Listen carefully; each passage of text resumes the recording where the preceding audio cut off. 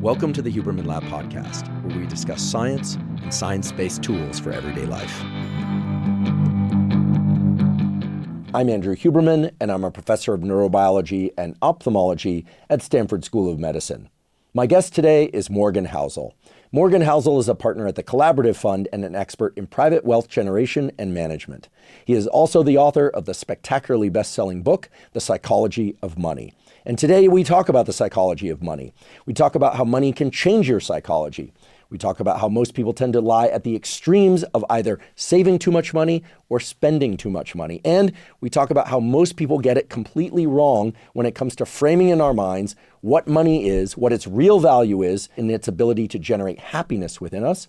And no, I am not going to tell you, and Morgan is not going to tell you, that beyond a certain dollar amount, you don't increase your happiness. Because as we all know, money cannot buy happiness, but it can buffer stress. We acknowledge that from the outset. And then Morgan goes on to explain that really what we're seeking when we talk about seeking wealth or money is freedom. Freedom is really about independence, and that if we are constantly in pursuit of wealth, well then we are not truly free or independent. So today's discussion is as much about being happy, being free, feeling independent, feeling free of stress, as it is about this thing that we call money. So in other words, Morgan explains not just how to generate and manage monetary wealth, he explains that, but he also explains how to organize your life in and around this thing that we call career, the pursuit of wealth, and happiness. And I can think of few topics as important as today's topic. I read Morgan's book, The Psychology of Money, and I loved it. I also love today's discussion because I'm certain that after it's done, you will realize that you've probably been thinking about wealth and money incorrectly in a number of ways, and you've probably been pursuing it incorrectly in a number of ways. But by asking yourself certain probe questions that Morgan raises today and answering those questions, you can arrive in a place where your relationship to money and your pursuit of it really clearly matches your particular goals.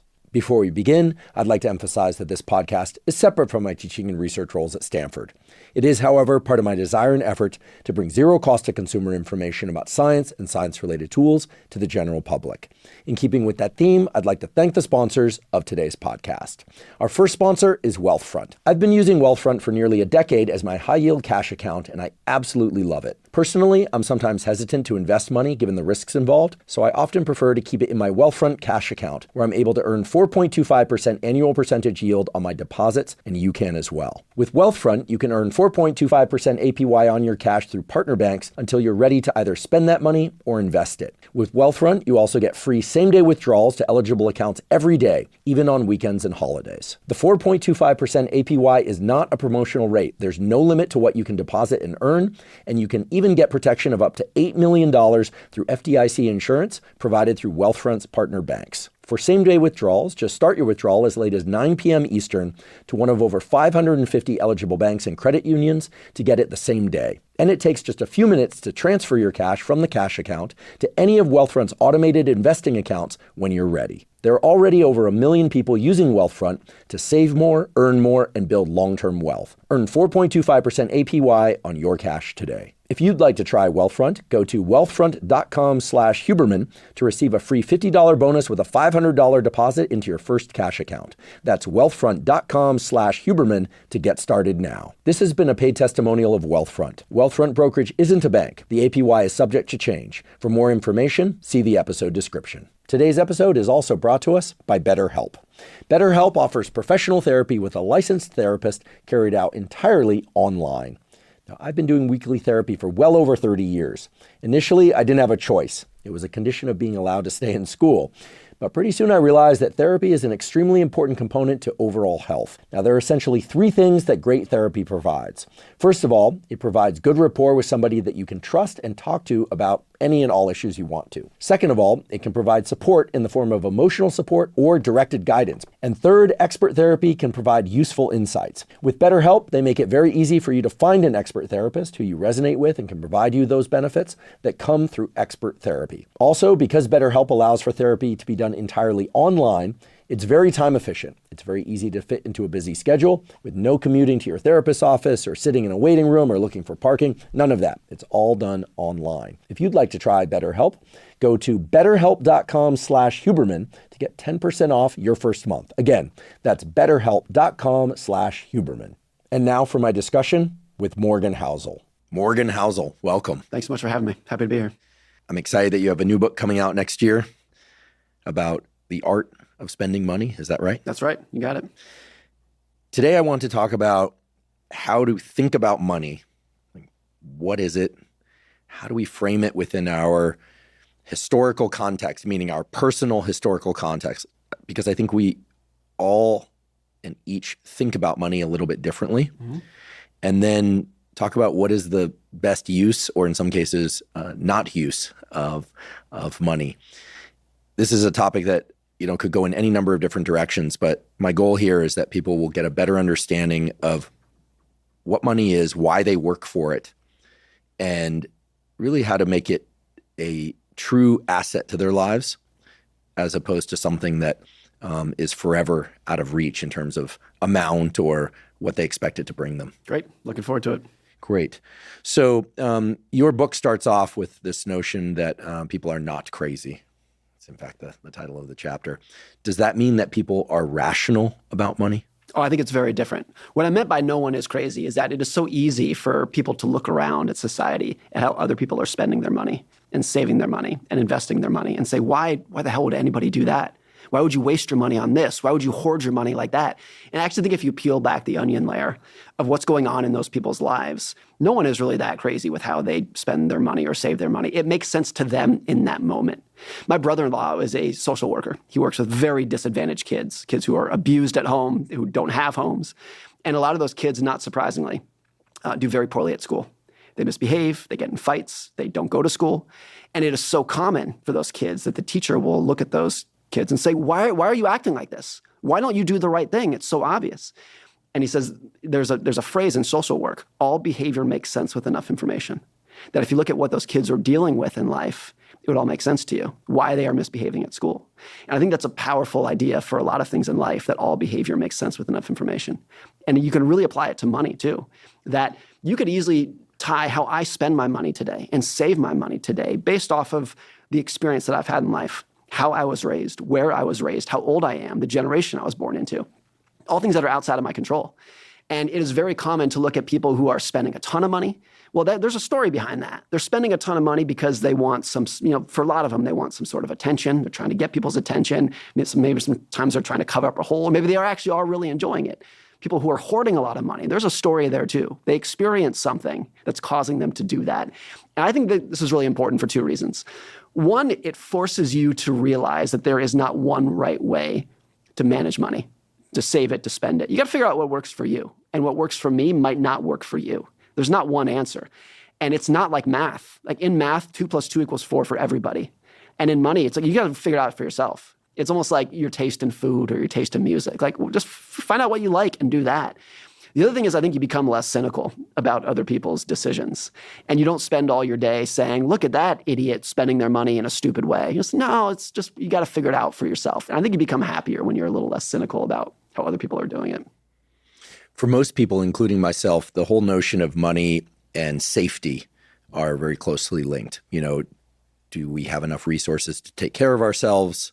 Plus a bit extra, one hopes. I guess I would include in taking care of oneself, buffering one's anxiety about not having enough money. Yeah. That's part of the psychological care. And also taking care of others that we might be responsible for or simply want to take care of. That's very closely linked to notions of how much and what type of education to get, right? I mean, I think everyone presumably at some point goes through the mental gymnastics of, is it worth it to get an advanced degree? What major should I focus on? Are there any jobs there? When I went to school to be a neuroscientist, a cardiologist, a friend of our family's said, why would you go into neuroscience? There are no jobs in that. There were plenty of jobs in neuroscience and still are. I wouldn't say that most of them are high paying jobs. So, we know that higher education doesn't always scale with higher income. As we grow up and move into the world, we're thinking about how to integrate all these different things, what we want to do because it's interesting versus what will make us money. In your experience and observation, and in writing your book, is there some sort of mental path to cut through these different considerations? I mean, when we talk about money and wealth, what should we really take into consideration? Is there some sort of checklist? I mean, it becomes a pretty vast space. I believe that you get the best work out of yourself in terms of going after things that you're really interested in. Yeah. But, there may not be money in things that are highly interesting to somebody. I asked Daniel Kahneman a very similar question about 10 years ago. Kahneman is a world-renowned psychologist, won the Nobel Prize in economics, passed away a year or two ago. And he said the trait that you need to do well with money over time, no matter who you are, is a well-calibrated sense of your future regret. What are you going to end up regretting in the past? And I think at the highest level, that's how you should base all of your financial decisions is, will I regret spending this or not spending this? Will I regret making or not making this investment? Now, much easier said than done. I think most people do not fully understand their own sense of regret, what they're likely to look back and say, I wish I had not have done this. The other thing is that it changes over the course of your life. I'll give you a perfect example. I'm a big saver, have been for my entire adult life. If heaven forbid, if I were on my deathbed tomorrow, would I regret the vacations I didn't take, the cars I didn't buy? The answer right now is absolutely not. I would feel so good knowing that my wife and kids are going to be okay. So I would take so much pleasure in knowing that I did not spend that money. I saved it for their protection. Will I still feel that way if I'm 80 years old?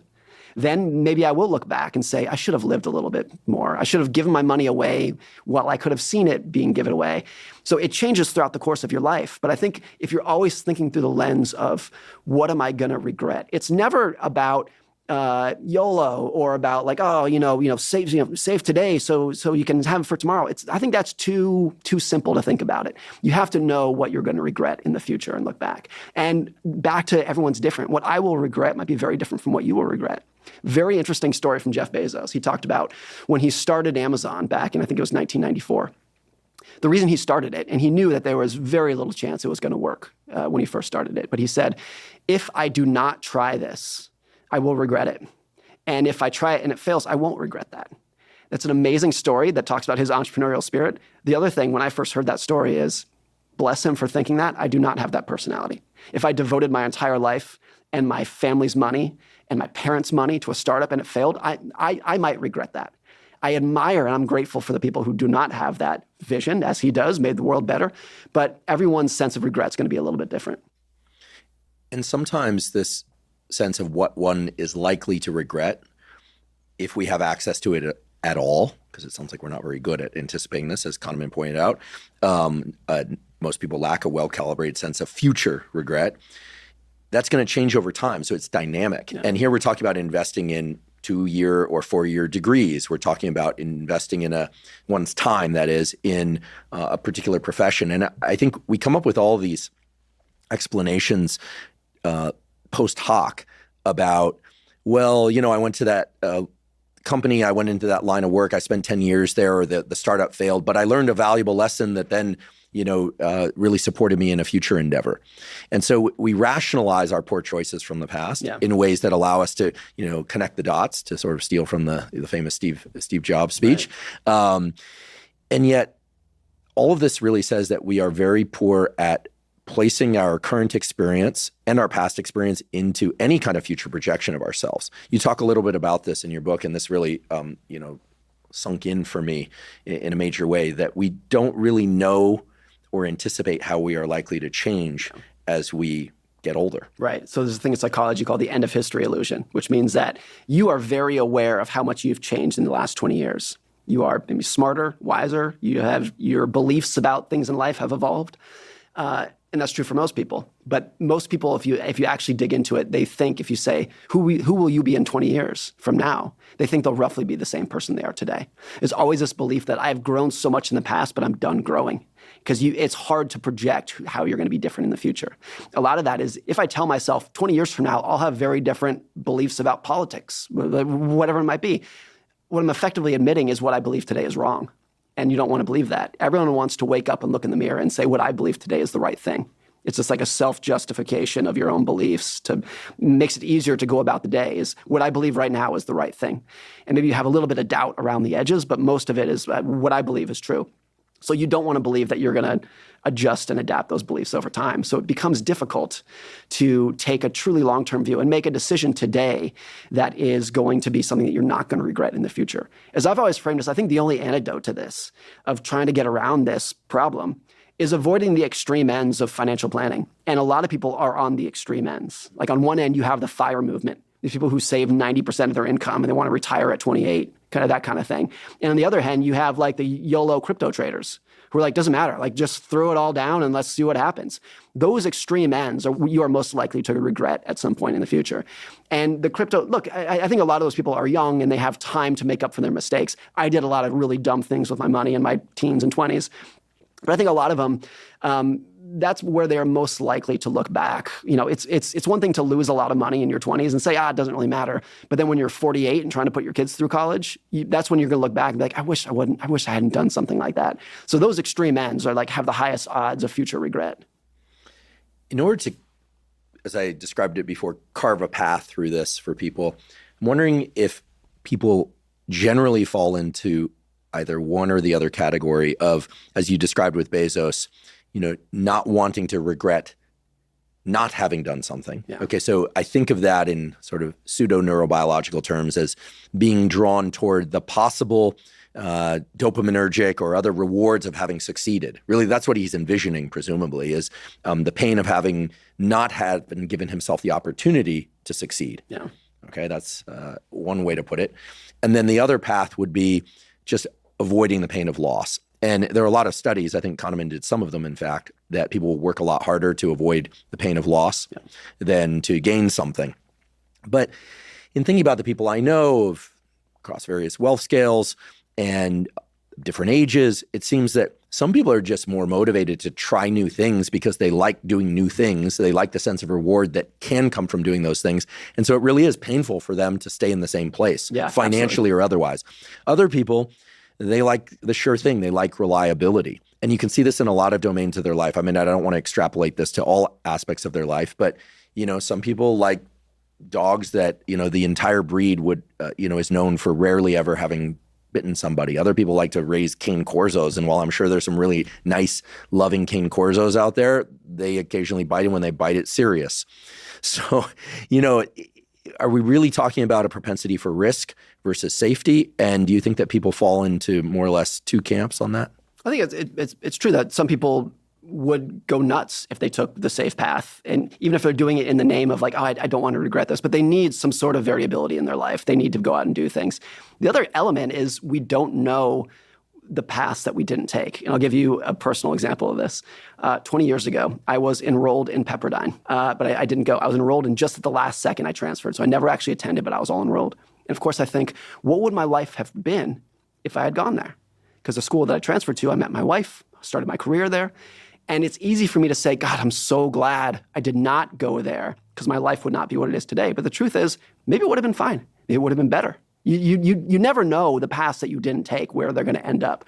So back to Kahneman's point, a well-calibrated sense of your future regret, but nobody knows the paths that they didn't take and where those would go. So it just makes it very difficult to have any idea of which path you should be on in that end. So I think just avoiding those two camps of the extreme ends of it. But again, as I said earlier, I think that is actually more than half of people are on some sort of extreme end of spending way more than they can or saving way more than they need to.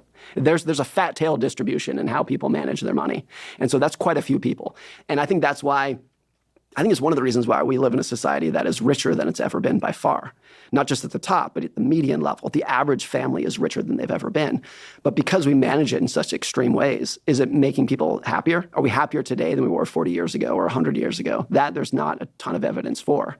Because managing it in a way that's actually going to make you happier and reduce your regret and live a more meaningful life is much harder than earning it and accumulating it over time. When I was growing up, you would see a mixture of newer cars, including some very nice cars, as well as a lot of older kind of beaten up cars driving around. Nowadays, of course, this varies by area. It's actually rare to see really old beat up cars. You see some really nice old cars that have been restored, but that's a different thing altogether. Mm-hmm. And I assume this is because of credit, that people can now buy things on credit. How has the ability to purchase things on credit changed the way that we think about money generally? I know people who have tremendous credit card debt and I think are now at the point where they figure that they're never going to pay it off. Yeah. They're just going to probably not live long enough to pay it off. And they're sort of comfortable with that, which is kind of scary to see. And some of them aren't even particularly big spenders. They just accrued this debt early enough and they can't seem to get out from the trap of that. I know other people who like myself, pay off my credit card bill every month. I'm like, I hate the whatever it is, 18+% interest. Even if I'm one day late, I'm like, and at the same time, I'm not somebody who likes to purchase many things. I'm not a things guy. I own, one or two watches, one truck. Like, I'm just not a things guy. Yeah. But I certainly have my own psychological relationship with money that, after talking to you today, I'm sure I'm going to realize is not optimized either. Right. So it's easy to point fingers at people in these different groups. But going back to this issue of credit, how has the ability to own and use things that we don't really truly own, basically to exceed our income level in terms of the number and type of luxuries that we can enjoy, changed the way that people think about money and use money? Because today's discussion in your book, we're talking about money as if it's something that we have, but credit basically is living outside your means. By definition. Yeah. I think the knee-jerk response would be, it helps you pull your consumption forward so you can have more toys that you would not have had in a different era. And I actually think for a lot of people, it's the opposite. That there are a lot of people that have holes in their life, challenges in their life, and a very easy answer, if you're not happy with your life and you have a hole you're trying to fill, is, well, if I had more money, this problem would go away. And in previous generations, previous decades, you could not just go out and have a ton of more money. You earned your money from your paycheck. That was what you had. Today, it makes it easier to try to fill that hole in your life with money. And so you can keep on getting more and more and more. And for a lot of people, they will wake up and say, if only I had that car, my life would be better. And they go buy that car and they still feel the same. So then it's like, you know what? If I had that car and that watch, then I'd feel better. They get the watch, they feel the same. You know what's missing? The house. I got to go get that fancy house. It's this continuous spiral. And since you can finance all of that, it makes it easier and easier to go on that spiral. Will Smith made this incredible realization I loved from his biography. He said when he was poor and depressed, he had hope because he could tell himself, one day I'm going to have money and all these problems will go away. And then when he was rich and depressed, he was still depressed and he lost all of his hope because he had more money than he could ever spend. So he could not tell himself, if only I had more money, these problems would go away. And so for a lot of people, the availability of credit is giving them, I think, a false sense of hope that's keeping them on this hamster wheel of, if only I had this bigger house, this nicer car, all these problems that I wake up with every morning would go away. And it keeps you on that path, which I think if you actually don't have access to that much money, you're more likely to wake up and say, what is this hole? I need to fix it in a different way. It's health, it's relationships, it's purpose, whatever it might be, rather than trying to put a Band-Aid of credit over it. So interesting. I sometimes think about the phrase, money can't buy happiness. And my immediate impulse is to respond with, well, somebody with a lot of money probably said that. Right. Not because I think money can buy happiness, but money can buffer stress. No. I have friends who've had children recently who have night nurses. They're looking a lot more rested than the ones that don't because they can't afford them. And on and on. If you have a medical issue, right? I mean, there's this whole world within hospitals that won't talk about in this episode, but there's this whole world about wealth and how one is actually even treated as a person in a hospital. Mm-hmm. There's a lot of knowledge behind the scenes about people's income level when they come into a hospital. People are going to really go wide-eyed when they hear this. They'll get shuttled to different rooms, different conditions that allow them to sleep better, recover better. Health outcomes depend on this. I mean, and on and on. So money can't buy happiness, but it certainly can buffer stress and it can drive outcomes. So how should we frame that, especially if we are on the or in the pursuit of acquiring more money, more wealth? Because a lot of people are. Money absolutely can buy happiness. It's often, though, an indirect path. And what I mean by that is, will a big fancy house make you happier? And the answer is probably yes. But the reason it might is because it'll make it easier to host friends and family. And that's what's actually making you happy. It's those extra connections with those people. Mm-hmm. Does going on a nice vacation make you happy? An expensive vacation? Yes. Because you're going to form memories with your kids, with your spouse, with your friends while you're there. That's what's making you happy. So you can't say that money doesn't make people happy. It does. It obviously does. The other thing that's important is what really makes people happy in their core is some sense of purpose. There's a great quote from the movie Boiler Room where he says, people who say money doesn't buy happiness don't have any. And I think there's a lot of truth to that. The people who become richer say, of course, I was happier now than I was when I was poor. Of course, I would never want to go back there. But often what's happening is the reason that you are happier when you were rich is because the reason you got rich is because you found some sort of purpose. You built a business. You were successful in your career. And that gave you a good sense of purpose and identity. And where you see the opposite of that are lottery winners who become rich, but not because they made a good investment, not because they built a business, not because they're successful and their peers like them and whatnot. They just got lucky. And those are the people, so many studies that winning the lottery will not make you happy. It might for a very short period of time, but over time it doesn't, because you didn't get any added purpose. You can't wake up in the morning and say, I built this business. I did it. I'm so successful. I got my PhD. There's none of that. You just got lucky. And so that's not going to bring you much happiness. So money does make you happier. I think it can for everybody if you learn how to spend it in your personality and whatnot. Spending a lot of it, spending a ton of money can make you happier. I think there's almost no limit to it, but it's different for everybody. And it's often a roundabout way. I think a lot about this if I go on an expensive vacation with my kids, let's say that's a 10. That's a 10 out of 10 in terms of just happiness, memories, and whatnot. But actually what was making me happy was spending uninterrupted time with my kids. So staying home and playing Legos on the living room floor with them, that might be like an 8.5. Because that's what's making me happy. You just have to figure out like the actual purpose. I think a good formula for a pretty good life at the simplest level is independence plus purpose. You need to have a purpose that is bigger than yourself, that you are chasing. Family, religion, work, whatever it might be, different for everybody. And you need to have the independence to make sure you can do it on your own terms rather than chasing somebody else's goal. That's the highest level of psychological well-being, independence and purpose. And money is not one of those things. But you can easily see how money can help those things. Money brings you independence. It can allow you to find your purpose in a bigger way. You're not at your boss's whim. You can do whatever you want. You're independent. So using money as a tool can make you happier. Spending money can make you happier. But it's not the thing that is making you happier. It's just a tool to do other things and acquire other things that are actually making you happy. I'd like to take a quick break and acknowledge our sponsor, AG1. By now, many of you have heard me say that if I could take just one supplement, that supplement would be AG1. The reason for that is AG1 is the highest quality and most complete of the foundational nutritional supplements available. What that means is that it contains not just vitamins and minerals, but also probiotics, prebiotics, and adaptogens to cover any gaps you may have in your diet and provide support for a demanding life. For me, even if I eat mostly whole foods and minimally processed foods, which I do for most of my food intake, it's very difficult for me to get enough fruits and vegetables, vitamins and minerals, micronutrients, and adaptogens from food alone. For that reason, I've been taking AG1 daily since 2012. When I do that, it clearly bolsters my energy, my immune system, and my gut microbiome. These are all critical to brain function, mood, physical performance, and much more. If you'd like to try AG1, you can go to drinkag1.com/Huberman to claim their special offer. Right now, they're giving away 5 free travel packs plus a year's supply of vitamin D3 K2. Again, that's drinkag1.com/Huberman to claim that special offer. Today's episode is also brought to us by ROKA. ROKA makes eyeglasses and sunglasses that are of the absolute highest quality. I'm excited to share that ROKA and I have teamed up to create a new style of red lens glasses. These red lens glasses are meant to be worn in the evening after the sun goes down. They filter out short wavelength light that comes from screens and from LED lights, the sorts of LED lights that are most commonly used as overhead and frankly lamp lighting nowadays. Now, I want to emphasize ROKA red lens glasses are not traditional blue blockers. They're not designed to be worn during the day and to filter out blue light from screen light. They're designed to prevent the full range of wavelengths that suppress melatonin secretion at night and that can alter your sleep. So by wearing ROKA red lens glasses, they help you calm down and they improve your transition to sleep. Most nights I stay up until about 10 p.m. or even midnight, and I wake up between 5 and 7 a.m., depending on when I went to sleep.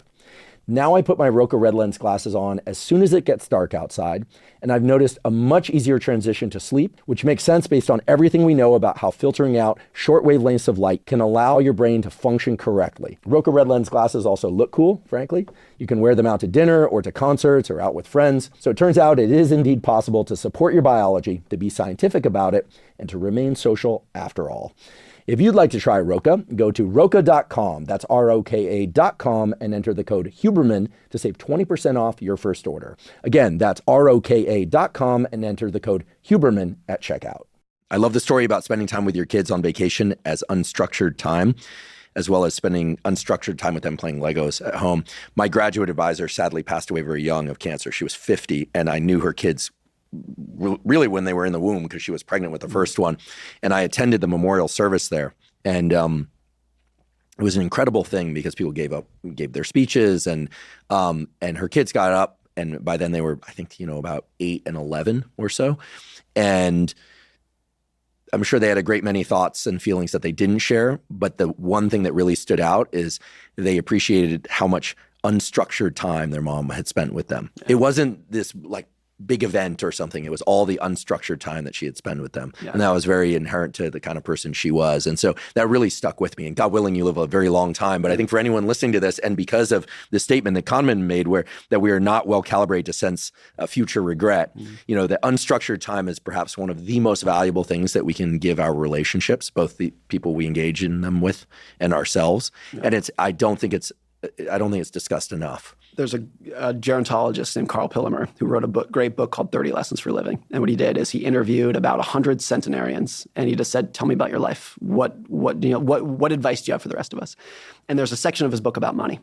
And he says of the 1,000 people, it was 1,000 people he interviewed. Of the 1,000 centenarians he interviewed, not a single one of them, looking back at their lives, said, "I wish I earned more money." Not a one. But virtually every one of them said, "I wish I spent more time with my kids. I wish I was nicer to people. I wish I spent more time with my friends, my family." That was universal. But earn more money was not in there whatsoever. That stuck with me. Mm-hmm. And as you point out, however, earning money allows for the opportunity to spend time with kids and loved ones of all kinds. But it can, but I think there are a lot of people for whom it's the opposite. If you are a partner at a law firm, you're earning a ton of money. Congratulations. Great. You probably have a big house and a nice car. You're also probably working 100 hours a week. And the things that might fill your soul, it's different for everybody. This is not universal, but what might actually make you happy, spending time with your friends, your family, exercising, sleeping late, is not available to you. So that's why it's independence plus purpose. And I think there are a lot of people who make millions of dollars per year and have no independence whatsoever. They are completely tied to their boss's whims, to their work, to their employer. They might love it. I'm not saying you shouldn't do that, but they have no independence at all. I think there are billionaires who have no independence, because they are so tied to doing things whether they like it or not. And I think a lot of people go crazy in that situation because they're like, "I'm making $5 million a year, but it's not making me any happier." It's like, yeah, what would make you happier is independence. And you are pushing yourself away from that. You're probably more independent when you were 15 and had no money than you are at 40 making millions of dollars a year. So then in an ideal world, which of course doesn't exist, one would find a vocation or a pursuit that they found really meaningful, would work really, really hard, would make enough money to then, I guess, retire and spend unstructured time with the people you love, and then simply stop working in this model that clearly is an artificial model that I'm creating here. Because it seems like after a certain point, provided you earned that money through an effort that you felt was meaningful, presumably with people you enjoy, or even if it wasn't, you found it meaningful, you make that money, then it seems that it's all about human interactions at that point. Yeah. And what's true is that scenario, that dream scenario, might be true for 1% of the people, that they can earn enough money to retire young and then pursue whatever they want. There's an entrepreneur named Felix Dennis who wrote a book many years ago called How to Get Rich. And there's a quote in that book. He says, he was at the time maybe in his 70s and worth about $1 billion, something like that. And he said, "If I knew what I knew now and I could do life over again, I would make as much money as I could, retire at age 35, and plant trees and write poetry." And he's like, looking back, that's what I should have done. But let's leave aside that, of course, not everybody can do that. What did he do? He kept working. He kept working. Even though he didn't need more money. Absolutely. This is interesting because people who do achieve a high degree of wealth at a young age seem to keep going. And we could make all sorts of assumptions about why it is that they do that. Expectations that they from others, that their ego, literally their sense of self in some way or perhaps entirely is tied to the sense that they're still in pursuit, that it's somehow a failure to opt out at that point. Yeah. I mean, we can speculate all day, but what this guy Felix said really rings true. It seems like once people reach a number, and for everyone it's going to be different. It's not going to be $1 billion for everybody. Once they have enough resources for themselves and the people they need to take care of, maybe a little bit more as a buffer, it makes no sense to continue on that path. Well, I think there are a lot of people, I think you're one of them and I'm one of them, who enjoy what they do. And if you and I got to a point where we're completely financially independent, all the money we'll need for the rest of our life, I would still be a writer. You would still do your research because we enjoy it. Yeah, absolutely. I love learning. It's not just right. And I think if you are the kind of person who says, once I hit my number, I'm done, you probably don't love your work at all. Almost by definition, you don't. I think what's dangerous, though, is when the money itself is part of your identity. I like being a writer. I like the process of writing. But if I were to say I have to keep writing books because I need to make more money, I have to have a higher net worth, particularly if I'm past the point of taking care of my family, then at that point, I think money is actually like a liability. It's a financial asset and a psychological liability. It's taking control over what you're doing in life. If you're saying, I have to have more of it. I mean, if there's anything in life where you're like, I have to have more, and even when I get more, my satiation point goes higher and higher. What is that? It's an addiction. And it's controlling you at that point. So there are a lot of people for whom money is a financial asset and a psychological liability. And I think that's actually true for some of the richest people in society. That the more, like, it grows exponentially over time. The richer you become, the more addicted to having more grows on you. In the backdrop of everything we've talked about thus far is the biology of dopamine reward.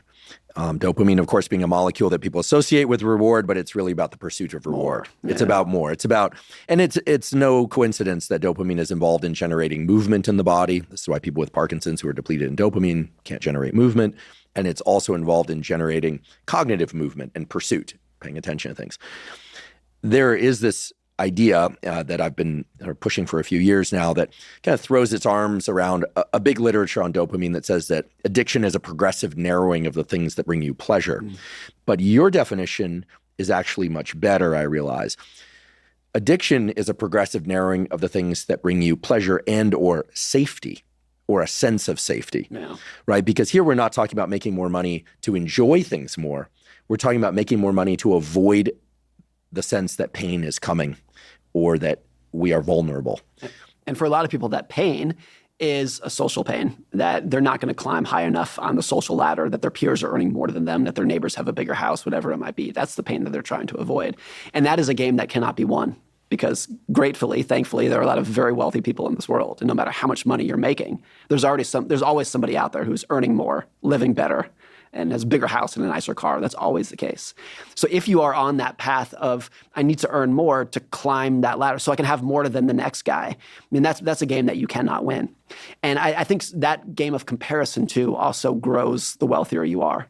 That the billionaires are more likely to compare themselves to other billionaires than the minimum wage worker is to compare themselves to somebody making $10 an hour or whatever.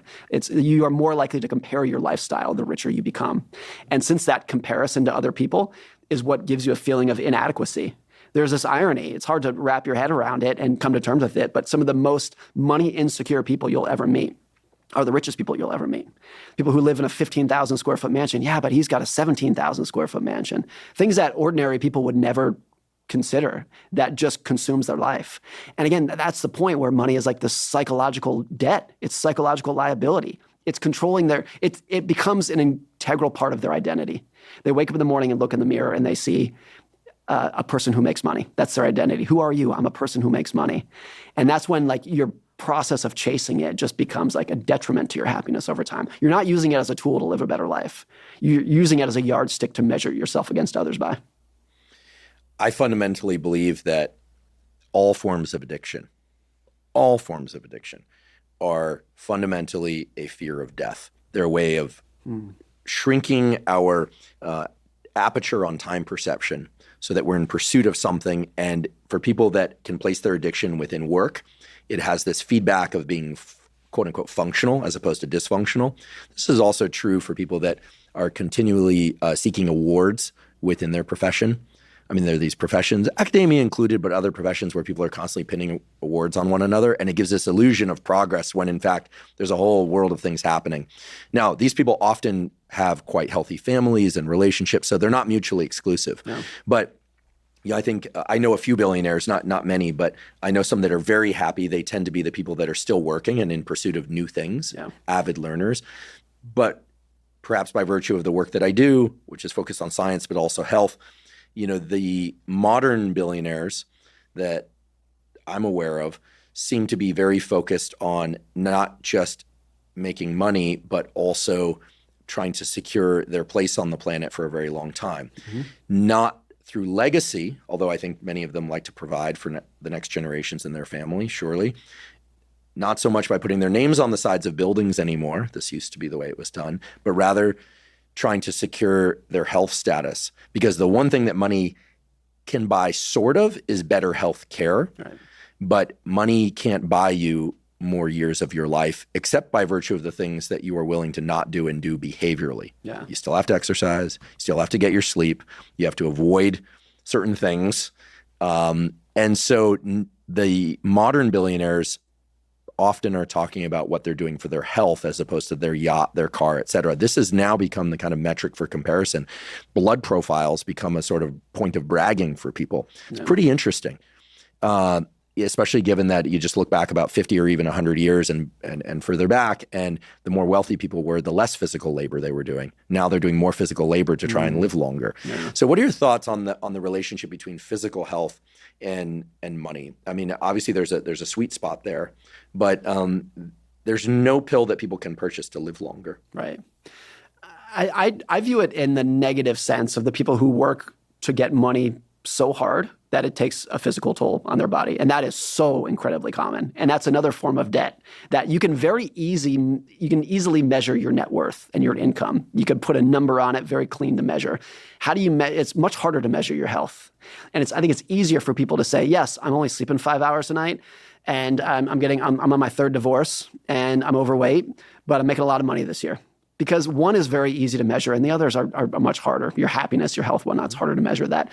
And I do think, too, that if you are very wealthy, particularly the very, very wealthy, you get so accustomed towards, I can snap my fingers and literally get anything, a Gulfstream jet, a mansion, whatever, I can get it right now. But health is like this last elusive thing that by and large you cannot purchase. And I think that drives a lot of people crazy. And that's why if you can have anything in the world by snapping your fingers and getting it, then you eventually move towards what's the thing that you don't have, and that's immortality. And I think there's a long history of that going back to the robber barons. John D. Rockefeller was obsessed with it. Andrew Carnegie was obsessed with it. If you can have everything material in the world, you're still going to have desire. And ordinary people can sit around and dream and say, one day I'm going to have the mansion. We're not even a mansion. One day I'm going to have a house of my own. I'm going to have a car. I'm going to send my kids to college. Everybody wants to dream. So if all that is a given, you have all the money you could ever spend, you still want to dream. So what do you dream about? You dream about immortality. And so I think that's been the case for a very long period of time. What's interesting, too, is that there was a historian who looked back at the British peerage. He got a lot of data on how long people lived in various points of the UK economy. And what he found was until about, I think it was 1750, the richest members of the UK had among the shortest lives. The poorest people were some of them who were living the longest. And he dug into it. So how could this be? The richest people die the fastest. And what he found is the richest people were the only ones who could afford all the quack medicines and the sham doctors who were just poisoning them. They were poisoning them back in the day when we knew nothing about medicine. So I think the idea of I want a better life and I should be able to buy that. Like there's a long history of that backfiring on people as well. Yeah, there's a lot of excitement right now about stem cells and treatments that currently are not available in the United States that are available out of country. And I get asked about these a lot. Most of them don't have FDA approval yet. Some of them probably never will have FDA approval.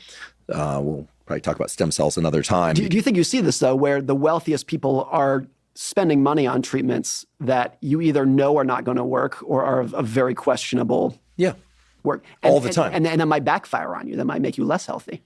Oh, absolutely. I mean, I'll just point out, I don't have anything against stem cell therapies. I think they hold great potential. But there is a true story about a stem cell clinic down in Florida prior to the FDA bringing the gavel down on them of injecting stem cells into the eyes of wealthy people who could afford the treatment. These people had certain markers for macular degeneration and other things that can cause blindness. And guess what happened to these people? They all went blind. Right. So that brought the gavel down on stem cell therapy generally in this country. A lot of people are getting infusions of stem cells and related things. Out of country, they're coming back and they're walking and talking. So, and they're calling me and they're asking what my thoughts are. And I have a lot of thoughts. I mean, I think that the basics of longevity are clear, right? I mean, you want to avoid, head trauma and environmental toxins. Those things are real. And if you have certain mutations like BRCA mutations, you need to be more careful about cancer and avoid smoking, all this stuff, right? Alcohol turns out to be pro-cancerous and things of that sort. But then it's physical activity, it's nutrition, it's social connection, it's sleep, it's sunlight, it's all the things that I've talked about on this podcast and that other people talk about as well. But yes, very wealthy people are looking for that edge to live longer. And it is true that when you start to layer in all the basics of do's and don'ts, all the behaviors, and then you start to augment that with a few extra things, you get the sense of more vigor that sort of suggests they may live longer, but we still don't know. Right. We still don't know. Yeah. With the exception of exercise that we absolutely know can enrich mitochondrial density, give people more energy and vigor, et cetera. Most of this is still a big question mark. See, I could see a very wealthy person using their money, if you are very sick and you have a rare cancer, to throw the kitchen sink at it. Oh, and every excellent doctor. Those $1 million therapies and whatnot, Sure. absolutely. I think it's a different animal if you are already pretty healthy to say, I'm going to throw my money at trying to become immortal or close to it, whatever it might be. That's a different thing. I totally agree. And I think what we're talking about here is, as you said it fairly quickly, but I think I want to highlight it because I think it's really important that even people who have billions of dollars still have a sense of yearning for something that's missing or that they don't have. And in some cases, that's the sustaining factor to their well-being. You said it's also good to be in pursuit, right? Maybe that's with dopamine too, right? We always want more. It's the pursuit of more. And if you're wealthy enough to have everything, you still have a part of your brain that's like, yeah, but I want more. I want more. I want more. And if you've exhausted the physical part of the world, that material part of the world, and let's leave aside the billionaires, even the average, ordinary American family that owns a modest house, owns a car that functions well, owns nice clothes, will send their kids to a state school. By a lot of historical definitions, they have everything. They have everything you would ever need, but you're always yearning for more. It's always this pursuit of, well, what else don't I have? And I think what you want more than anything in life is what you want and cannot have. That's what you're going to chase with all of your effort, is the thing that you want and cannot have. And I think that's where health comes in for a lot of these people. As long as you think that there's a possibility you could get it. The dopamine circuit loves, you want what you feel is just out of your reach, but might be possible to achieve. I mean, this is why people throw so much money away gambling. But maybe with social media, it makes it seem so that virtually anything is within your reach. Because it used to be before social media that your view of the world was mostly your neighbors and your coworkers and your siblings. And now everybody's view of the world is a curated highlight reel of the most extreme events in the world. So if you are a 15-year-old scrolling through Instagram, then what is within your reach, what looks within your reach, is a Ferrari and a private jet and a mansion in a way that didn't exist when you and I were kids. And I think it makes the aspiration level that much harder. And real examples of people who went from nothing to immensely popular or wealthy, et cetera. I mean, gosh, I would say about once a month, somebody walks right up to me and says, just watch, someday I'm going to have the top podcast in the world on blank. And they're trying to seed this thing that they've seen on social media, which are examples of people, kind of, it used to be called rags to riches, but, there are parallels in different universes. But there's a famous musician, I think his name is Ed Sheeran, who there's still a video of him early on saying like he knew he was going to make it. If you watch the Conor McGregor documentary, it's amazing. I think it's called Notorious on Netflix. Even if people aren't into MMA, they should at least watch the first part. He was videotaping himself very early on, and he made this prediction that he was going to be a world champion, and then he ends up being a world champion, right? Yeah. This is a great anecdote that Kanye West used to practice his Grammy speech when he was walking to the train because he couldn't afford the car. Like when he was an absolute nobody, he was practicing his Grammy acceptance speech of just like absolute ambition of where you're going. Yeah, and I don't know if this anecdote is true, but there's the anecdote that I heard that, Matt Damon and Ben Affleck practicing their Academy Awards acceptance speech in the schoolyard when they were kids, and then they gave their speech and they were laughing about that. I grew up skateboarding, so when I first got into it, the Tony Hawks and the Mike McGills and Steve Caballeros, these were the names at the time, were like these luminaries, right? The gap between us and them was so huge. By the time I was a junior in high school, my best friend at the time, Paul Zwanich, sent in a videotape of himself to a company called Planet Earth. He got sponsored. Next thing you know, we're in the shop watching him skateboard. And within a year or two, he had his own pro model. Yeah. So I think social media gives us not just the sense of what's out there, but it gives us very salient examples of people that went from completely unknown to extremely known. Just this last year, there's the so-called Haktua girl, is interviewed outside a bar, saying like she now has a very popular podcast. She has sponsors. She's known. Literally became one of the most famous people in the country. Right. And has a financial stream now of income through her podcast. And so this raises the sort of idea in people's minds, or the possibility, however remote, that if somebody puts a camera in front of you, by virtue of one thing that you say, you could suddenly be an internationally known person and potentially go from quote unquote rags to riches. And if you look at the studies, when you ask teenagers, what is your preferred career? What do you want to be when you grow up? It used to be astronaut. Used to be doctor, used to be entrepreneur. Now it's influencer by far is what people want to be. Yeah. It seems like the quickest path to fame and wealth. And for a lot of people, it is. My sister-in-law is a kindergarten teacher. She has a girl in her class who has over 1 million followers on YouTube as a kindergartner. Like that didn't exist when you and I were kids, or it was so rare. But now, like enough people know stories like that. Even if there are a few of them, enough people know stories to give you the sense of hope of like, well, if they could do it, I could do it too. Mm-hmm. Well, I'll tell everyone out there that if you think that fame is what you want, fame restricts your freedom. It does not increase your freedom. There's a great quote from Naval where he says, what you want to be is rich and anonymous. That's the sweet spot that you want to be. The opposite, you are poor and famous. And that's the hardest spot to be in. But if you can be rich and anonymous, because I think there's a really important concept with money that I call social debt, which is when the money that you have influences, it changes how other people think of you, and even maybe how you think about yourself. And you can measure your asset. It's not actually debt. Like it's not like debt you repay the bank, but it is very much a debt in terms of it is an anchor on your happiness that you have to repay. And fame is the ultimate social debt. And for a lot of people, their social debt of fame is more than the money that they made from whatever made them famous to begin with. And there's this anecdote from Tiger Woods where he said he loves scuba diving because when he's 100 feet under the ocean is the only time in the world where people aren't taking pictures of him and asking things of him and gawking at him.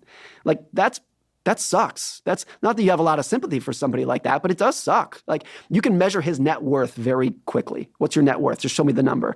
How do you measure the liability of feeling like you have no privacy unless you are scuba diving? That's a hard thing. And at various levels, a lot of people have that. Even if you are earn a modest income, and all of a sudden your friends, your family start saying, "Hey, I heard you got a raise. I could use a little bit myself." That's a social debt. They want you to pay at dinner and whatnot. And of course, maybe you're happy to do that. You're happy to share it. But let's not pretend that there's not a little bit of social debt and liability that comes with every added amount of income that you have. I mean, so much of social media is just by definition, in terms of the number of followers being displayed, et cetera, number of likes and comments being displayed is designed to set up these metrics of comparison. Yeah, the smartest minds of the generation work at Facebook and Instagram and Twitter to figure out how to give you FOMO, how to generate a little bit more dopamine. And they're very good at it. I'd like to take a quick break and thank one of our sponsors, Function.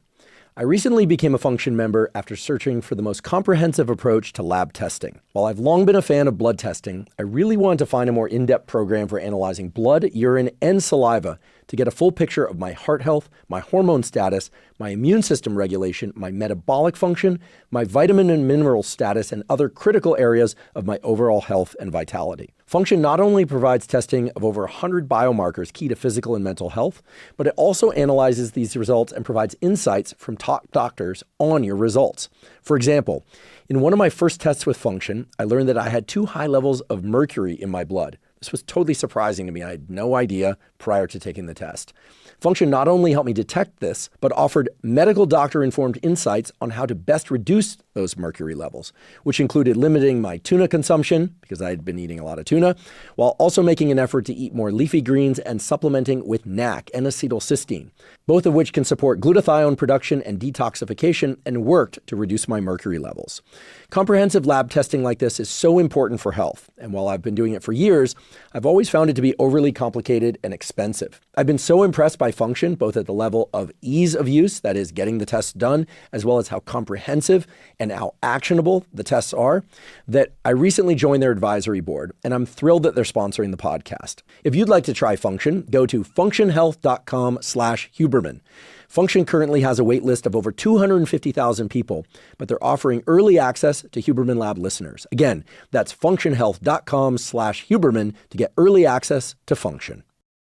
One thing that I wish somebody would do, maybe it's been done, is you mentioned earlier this not typical, but I guess semi-common thing of an article will come out and say, the 5 things that people say on their deathbed, or that they look back and they mention that they wish they'd spent less time at work. They wish they'd spent more time with their kids or more time in nature, perhaps.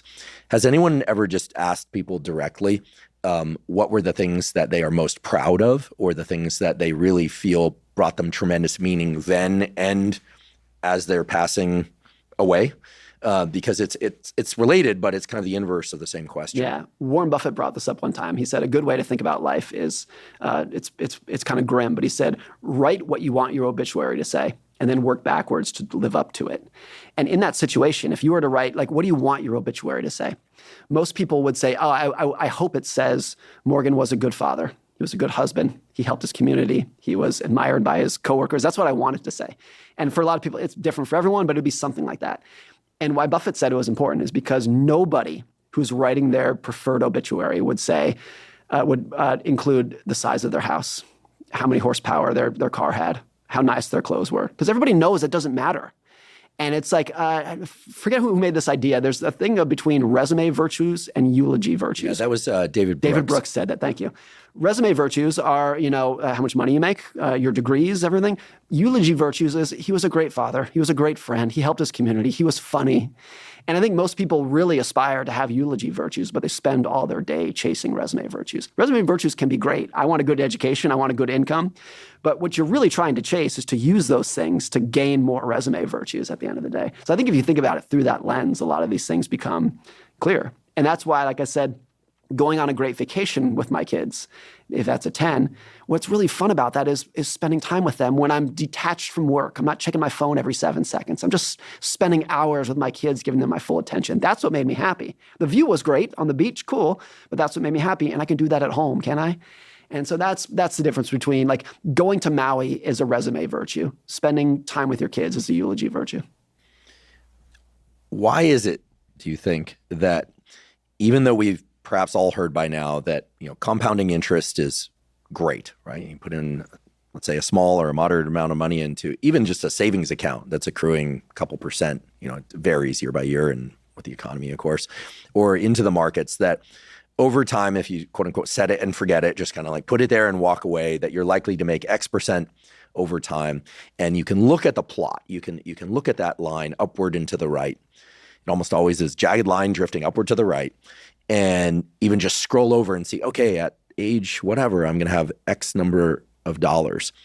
And that value is often very high relative to where one's current wealth is, even if they're a student or they have very little put away. We all hear this. We can see it. You can run the models. It's almost trivial.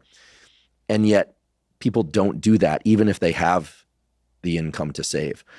Is it that hard for us to project our emotional state and the sorts of things that we integrate in terms of life meaning and value into the future, that most people just don't do that? And why do you think that is? I mean, I'm not asking you to play neurobiologist here. I mean, I think we both agree that time perception is a complicated thing. But you would think that people would just sort of get it, but we're not rational. Most people aren't rational in that way. They don't save, they don't invest, and they don't compound interest. And so they end up with a lot less money than they could have and a lot more regret. Yeah.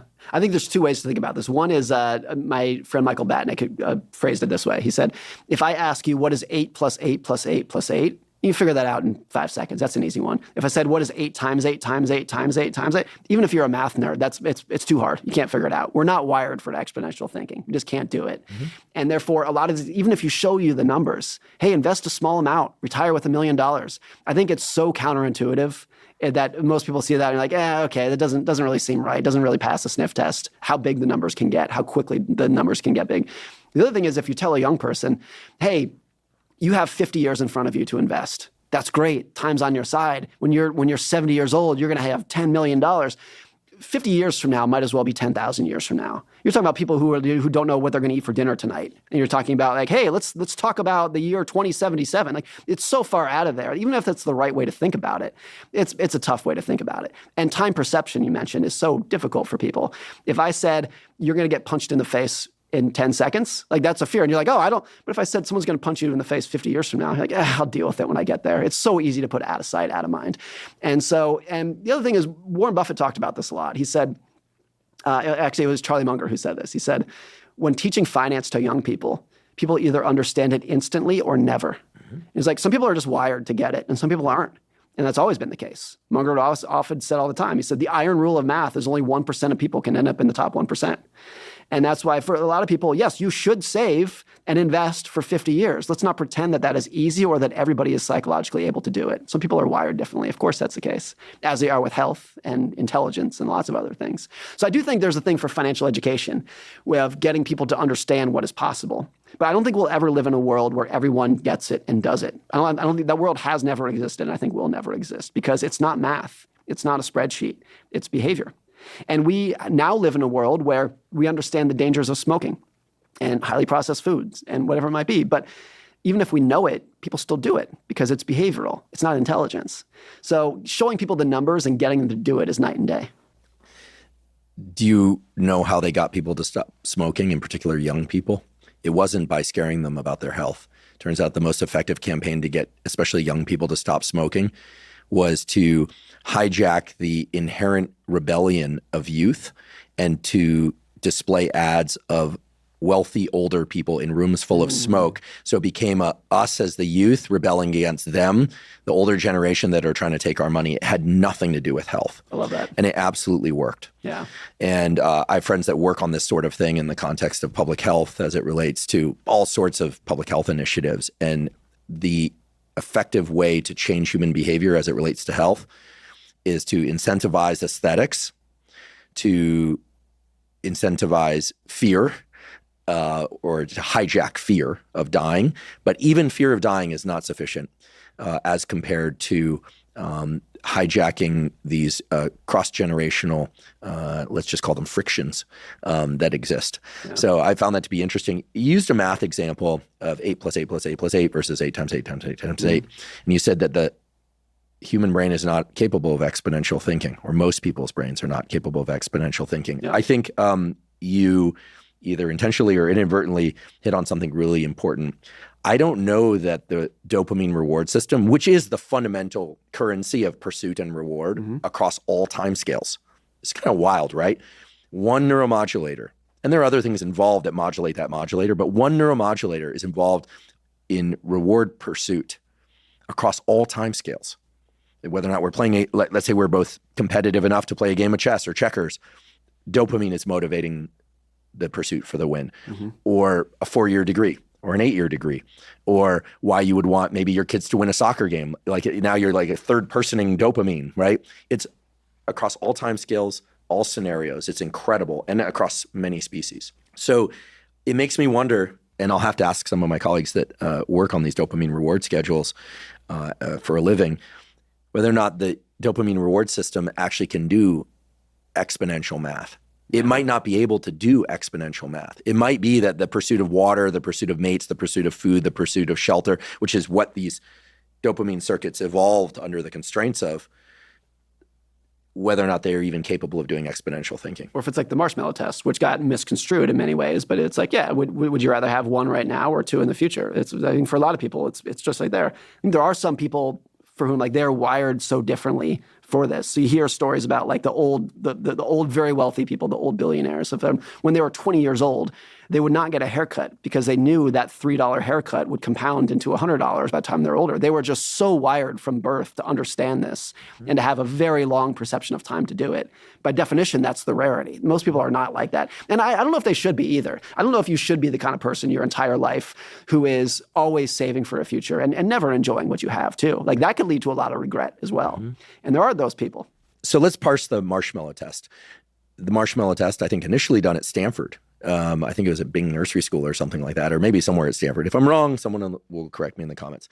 Of course, for those that don't know, they brought these really cute kids into rooms and they put the marshmallow in front of them and they told them they could eat it now or they could wait and they could get 2 marshmallows later, and then they videotaped them, and the videos are absolutely delightful of the kids, right, like distracting themselves or having the marshmallows talk or taking a little piece of the marshmallows. I mean, it reveals as much variation on human self-constraint behavior as you could possibly imagine. And they're really interesting, as you know.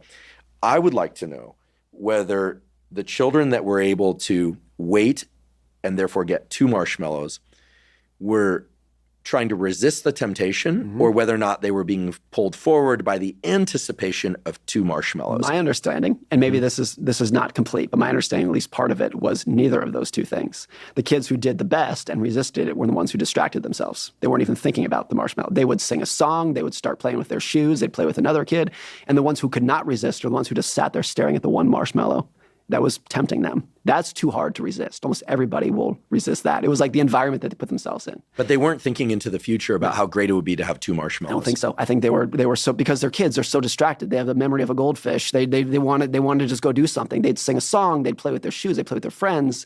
And then by dint of doing that, all of a sudden they had waited long enough to get the 2 marshmallows. I think that was at least part of it. And I think that's true for a lot of people too. Think about the stock market, where so much temptation to always watch it and see what it's doing, because we have CNBC and there's the ticker and the lights are green and red and whatnot. For a lot of people, it's impossible to watch that. Or even worse, in Robinhood, you get a push notification on your phone. That's too hard to resist. But you know where you see very good investing behavior, where people do a really good job, is when you invest automatically every paycheck into your 401k and you forgot your password. Because that environment is against temptation. There's nothing to do. You forgot your password. But if you're just bombarding yourself with stimulus of what to do, most people cannot resist that. My way of dealing with social media, I would say compulsion, not addiction, is I now, one could take an old phone. I actually got a phone specifically for social media. So I have Instagram and X on that phone. I don't even recall the number of that phone. I airdrop things onto it if I want to post, and I do what Rogan calls post and ghost. Yeah. So you post and then it goes into a box, because otherwise I'm just absolutely blown away by how much time can be sucked away. All of it. You tell yourself, I'm going to just look at social media for a moment, and then you're pulled down some rabbit hole. Yeah. It's just incredible the way they've designed these algorithms to they get you. Right. And of course I like social media. I teach on social media. This conversation will probably be, fragments of it will be on social media. But I think that people don't realize how compulsion inducing the dopamine circuitry is. Yeah. And once you start getting pulled down it, you're a different organism altogether. And, it's not a coincidence that the people who have the largest social media accounts spend very little time on social media. Because if you spend too much, it just gets overwhelming. Well, you're spending time doing things like commenting and liking, and there's a liability to some of that, but there's a reward to it too, an immediate reward. What you're not doing is going and doing the thing that you bring to social media that brings you more followers and views. Yeah. So I always think of social media as the last point in a funnel where I go do things in real life, like research papers, talk to people, learn, and then organize that learning into a format that I think people can benefit from, and then put it on social media. But that's the end point. Yeah. And so if I stay too long there, then I'm not getting more material. Yeah. It's almost like if I were a farmer, this is like, once the crops ship, I'm not going to stand there just like looking at the road as the truck goes by. You gotta plow the field. Yeah, you got to get back and plant more seeds and plow the field. I mean, so I like to think about these things in these very basic terms, because I feel that the dopamine circuitry hasn't evolved, right? But we have new technologies that have hijacked it to some extent. Jerry Seinfeld said one of the reasons he quit his show in the 1990s was because what made it so good and so funny is that he and Larry David would go like sit in a deli and watch people order and make a joke. That's where they got their content from, was observing the world. But they got so busy and so famous that they couldn't do that anymore. And he knew that it was going to come at the detriment of the show, that it wasn't like the ultimate reward of like, how big was the season? How many people watched the show? How much money did we make? What made them great was going out and living and doing their thing. And once it came at the expense of that, it didn't work anymore. Well, this raises a really key point for people, including myself, which is, in an ideal world, one can make a living that is sufficient for their needs, doing something that you truly enjoy doing. Or I would say, to be realistic, where 75% of the activities are pleasurable, maybe 15% are kind of neutral, and then the remainder, there's some punishing features. There are punishing features in every profession. Yes. Jeff Bezos said, if you can enjoy half, that's pretty good. Okay. All right. So I'm a little more stringent with my I'm more of an optimist than Bezos. Hey, but then again, he's Bezos. You want to be able to enjoy your work. Not all aspects of it are going to be pleasurable, but ideally that's the case, because what we're talking about here is effort that precedes dopamine. Yeah. And I'm a big believer that dopamine that is not preceded by effort is very dangerous. It's not just things that are addictive, but by way of example, methamphetamine, cocaine dramatically and quickly spike dopamine levels. With no effort put in. And then, of course, we know from the beautiful work of my colleague Anna Lemke and others that then the dopamine profile is that then the higher the peak and the faster the rise to peak, then the more drop below baseline, and the more time it takes to return to baseline. And typically what people do is when they're below baseline in terms of their dopamine, that's when they really start hitting the hammer with whatever behavior or substance. And all it does is drive that baseline further and further and further down. Maybe that's a good analogy for the lottery winner who gets a lot of money, a lot of dopamine in this example, but didn't put anything into it. You didn't build a business. You didn't work at your career. You just got lucky. So it doesn't feel as good. There's no effort put into to like base it against. Compare it against what you were talking about before, which is time that's unstructured with your kids playing Legos. It's almost, it sounds effortless. It's not like you're like, oh, I got to go play with my boys' Legos. I'm sure that you're like, yes, like this is fun. This is the good stuff, as they say. And so there are forms of reward, it seems, that are not preceded by effort, although you had to raise those kids and your wife had to give birth to those kids and it's work. But in terms of what's happening in that limited time frame, it's just so seamless, right? It's just sheer pleasure. And yet that kind of pleasure is enriching. This has me very perplexed. As a biologist, I still don't know the underlying mechanisms, but clearly we have multiple paths to pleasure, but I think we have only one path for motivation, and that's dopamine. But I think there are multiple forms of pleasure, and I'm certain that dopamine that is high levels of dopamine that are not preceded by effort are not just bad, they are downright dangerous. I feel like so much of it too with parenting, maybe this is a slightly different topic, but it's the things that you're not trying to have fun with that build the biggest memories. And for me, it's when I travel with my son, he's 9, so we go on a lot of trips now. What's fun is not the event we're going to, whether it's skiing or a football game. That's not the best part of the trip. The best part of the trip is flying with him, renting a car with him, going out to dinner with him. That's where you get all the memories. It's like it's a process of doing it you're really enjoying. That's gonna build all the memories, not necessarily the final destination where you're going. Yeah, I just want to hover on that for a second because I can think of numerous examples in my life where the best parts of a relationship were like a drive home with someone where like, I'm asleep for part of the time, they're asleep for part of the time, and you get back and like you feel like you really did something. There's something bonding about traveling with people. It's even in the absence of external input. Like you're just, what is that? It must be something fundamental, some fundamental circuit about journeying with other members of our species. Going through a challenge with someone, going through a journey of like, we did this together. We went through it together. I think there's so much of that. If you go on a long hike with somebody at the top, like you want to hug each other. Like we just did that together. And it's not even about being at the top. It's like the journey you did with each other. It's so cliche, but I think it's true for a lot of things. And what's that movie with Emil Hirsch where he, it's a true story about the guy that goes out into the Alaskan wilderness and lives on that bus. And sadly, he passes away there. I just spoiled it for you. But he has, I think it's called Into the Wild. Into the Wild, where he's obsessed with this notion of bonding with nature. But then in his journal, a real journal of a guy that really died out there, he gets to the realization that the fundamental pursuit in life is to experience things with other people. With other people, absolutely. Yeah. And this is why solitary confinement is such a torture. Ugh. The extreme end of it. Brutal. Right. Brutal. On the other end of the spectrum, there's freedom. So let's talk about freedom. Yeah. It means different things to different people, but certainly one does not want to be enslaved by anything, including their own pursuit of work. So there, I think, at least two forms of anti-freedom. One would be the type that exists within our head. We have to continue on this track because I'm afraid of failure or I'm in pursuit of something, and we are actually enslaved in a way that we sort of create for ourselves in the act of pursuit. The other is the job where, it's providing resources, but we really don't need to be there. And yet people don't hop off the train. Yeah. They could escape the dreaded boss or the dreaded circumstance. I remember a time when all I wanted was a window at work that opened for fresh air. That's all I wanted. I had like all these other things. I just wanted a window that opened. I even tried to find one of these like little saws to saw, but then the maintenance people or the facilities people told me I'd get in trouble.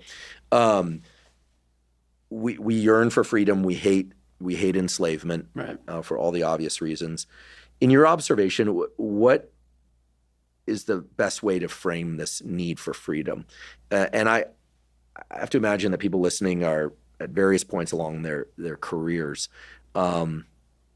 What have you observed here in yourself and with other people you talk to, Yeah. wealthy, not wealthy? What is freedom? How do we get real freedom? I think there's this anecdote that I love, which was from Franklin Roosevelt when he was a kid. I think he was like 5 years old. He complained to his mother one day. He said, "My entire life is rules and schedules, and I hate it." So his mom said, "Okay, Frankie, tomorrow you can do whatever you want.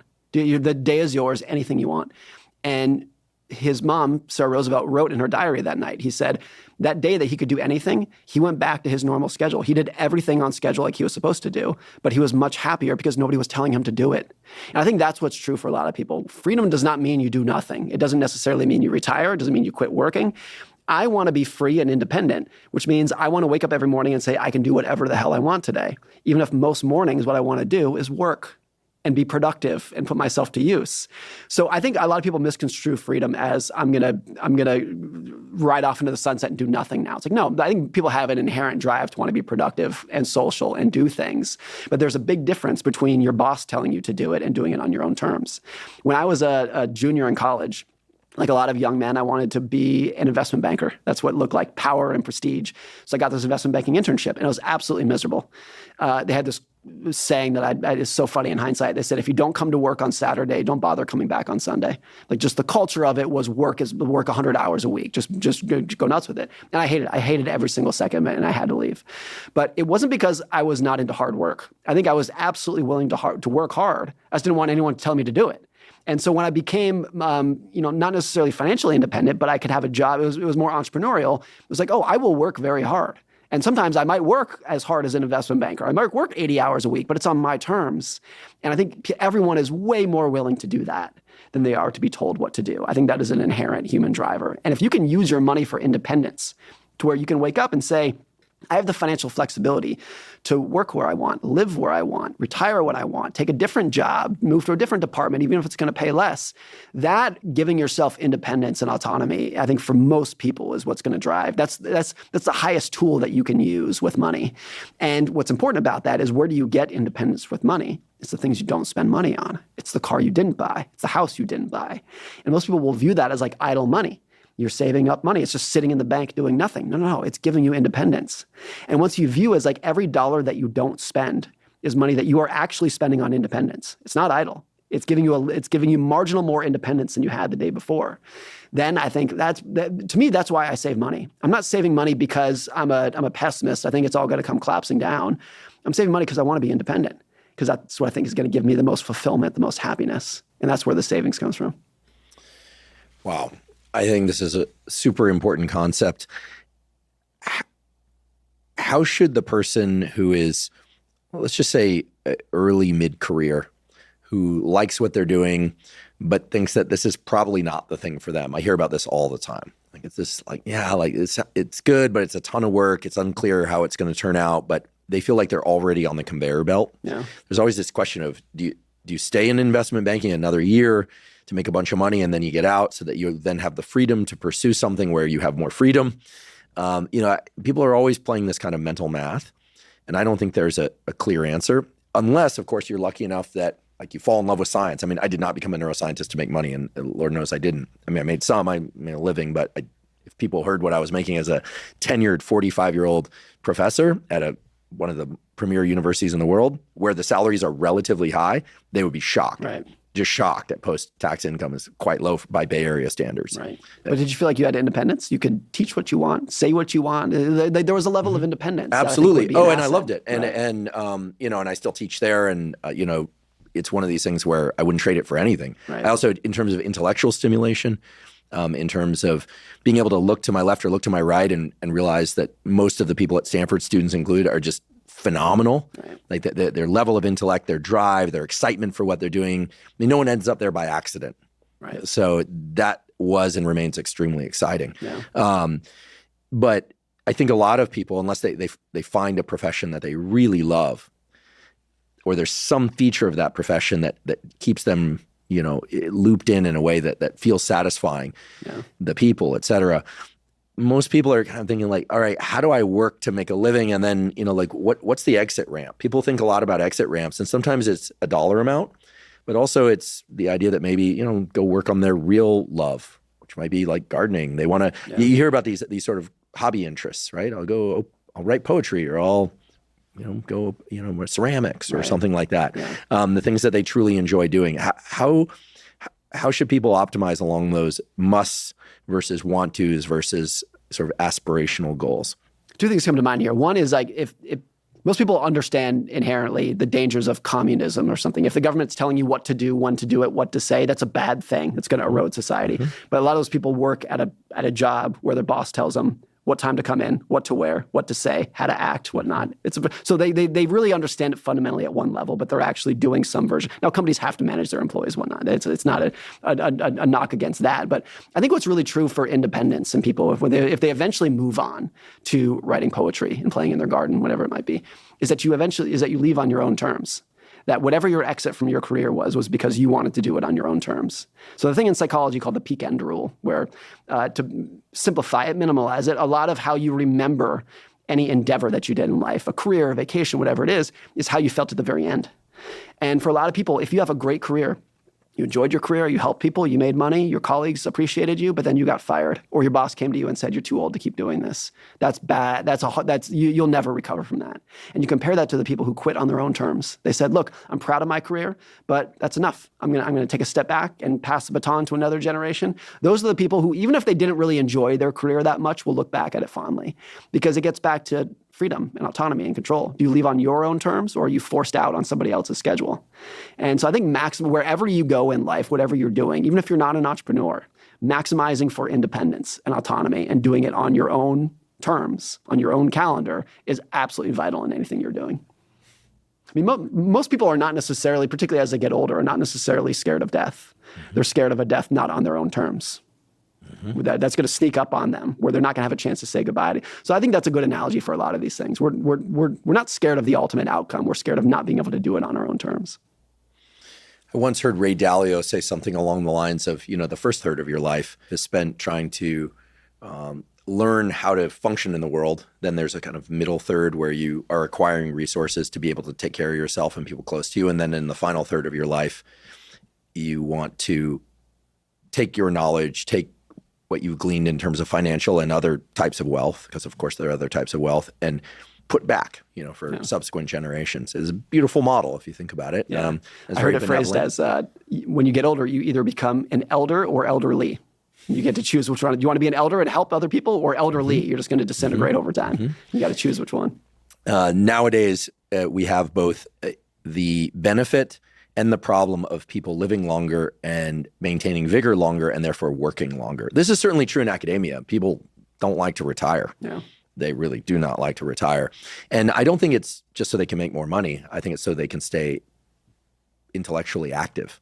People get into science typically because they like learning, or academics generally. They have a campus office where they go to, and it makes them feel socially connected. So you can understand all the reasons why these people in their late 60s, 70s, and even 80s, sometimes even 90s continue to go to work.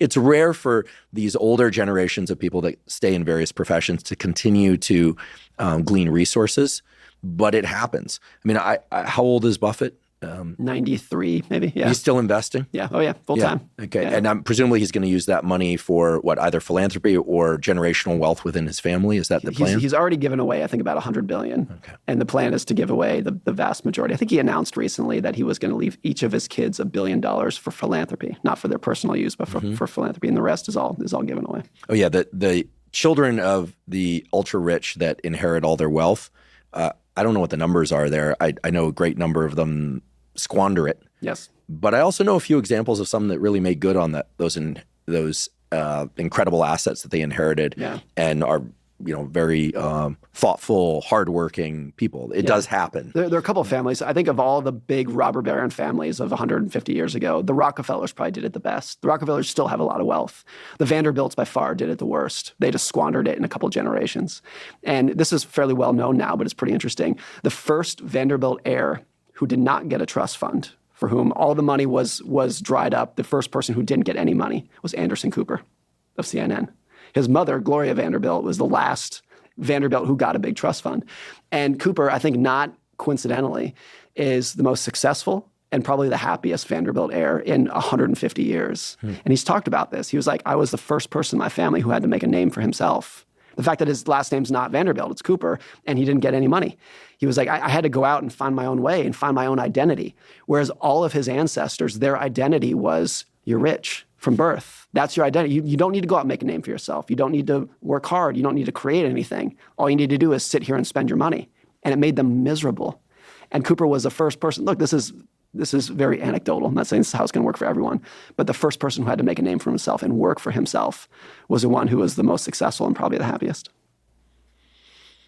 Super important concept. Again, incredibly important. I think because people often will think that because they were born into families that didn't have a lot of money, that somehow they were given the short end of the stick. And in some sense they were, right? I mean, it's one thing to grow up in a world with assets and another world where you don't have assets. Yeah. But we don't often hear about the downside. It's hard to have sympathy for a Vanderbilt heir who inherited $400 million on their 18th birthday. Well, you can have a lot of sympathy for that, right? Right. Well, the show Succession, right? Is all about the horrible interpersonal dynamics of people that have a lot of wealth because it's never enough and they self-destruct, essentially. I think the situation is you don't have sympathy for them, but you should also realize that if you were in their shoes, you would probably self-destruct as well. It's very difficult to do. Once in a while, you see someone who is completely motivated, irrespective of money. Mark Zuckerberg was offered $1 billion cash for Facebook when I think he was 22. And he said, no, I don't want it. I'm going to keep going. That's a ridiculously rare personality. And I think, most people, if I inherited $1 billion on my 18th birthday, I probably would have no motivation. But if Elon Musk did, wouldn't slow them down whatsoever. Jeff Bezos did, Mark Zuckerberg did. Those are very rare people who have a motivation that is so detached from money. I wonder if it's the excesses of wealth that destroy people, or if it's the fact that the excesses take them away from the pursuit of what delivered the wealth in the first place. For a lot of those people, it's the pursuit of solving the problem that's doing it. And I have a good friend, Patrick O'Shaughnessy, who phrased it this way. I'm going to paraphrase him, but he said, if you had to describe the mindset of those very successful entrepreneurs, it's not driven, it's not motivated, it's tortured. That they wake up every morning tortured by the problems that they're not fixing and the opportunities that they have not yet found. And there's the famous Elon Musk interview. I think it was on Lex Friedman, where he was like, you think you want to be me, the richest man in the world, but you don't. And he was like, it's a storm up here. It's a mess up here. I think that's true for a lot of people. My friend David Senra is a great podcast founder. I love Such a good podcast. guy. He's one of the best guys in the world I've ever met. But he said of all the 350 founders that he's profiled, only one of them has he actually said, I would want that guy's life. It was Ed Thorpe. But put that aside, of the other 349, I think you read their biography and you can say, I'm so glad that they existed. By most of the time, they did a lot of good in the world. They created products that make us better off. And never in a million years would I want his life. It seems miserable. Because most of the time, the simple answer is their financial and career success the reason they're so successful is because they devoted every waking second of their entire life to this one problem, this one endeavor. And that came at the expense of their family life, of their health, of their mental health, their physical health. And if you get a full view of it's easy to look at Musk and say, oh, richest man in the world, wouldn't that be fun? Yeah, but it came because he's had this life of a singular devotion to, well, in his case, 2 or 3 different companies. Mm-hmm. And I think if you take that full picture, it's less glamorous than it would seem. And it's too tempting in life to have envy of someone and say, oh, well, I want their money and I want their career and their relationship or their humor. You're picking little bits and pieces from their life, but it's not how it works. You got to take the full package. And when you look at the full package of those people who you might envy, if you actually take a complete view of their life, maybe some of them you would say, no, that is a great life, like Ed Thorpe.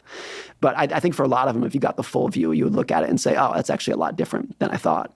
I frame this one way. If you look at, this is flagrantly anecdotal, but among the 10 richest men in the world, there are a cumulative 15 divorces among them. So it's very easy, particularly for young people, to say, oh, that's like, I'm jealous of that person. I envy that person. I want to be that person. But I think for a lot of them, if you actually got a full view of their life, it's not nearly as good as you would think. I think people like Elon Musk, people like Mark Zuckerberg, they represent these incredibly extreme examples that obviously most people can't even, including me, can't fathom what a day in their life must be like. I met Zuck, he was on this podcast, and it seems that he really enjoys doing what he's doing. But I think for me and for most people, it's just like so far out of the stratosphere of of understanding, similar to the amount of wealth that they've acquired. It's just sort of like, what do you even do with all of that? Right. And people go, well, I'd figure it out. Yeah, I'm sure you would. But, it's so astronomically outside the scale of one's normal kind of dopamine reward schedules that it's hard to imagine. And what are you going to do? Buy a plane as big as a state?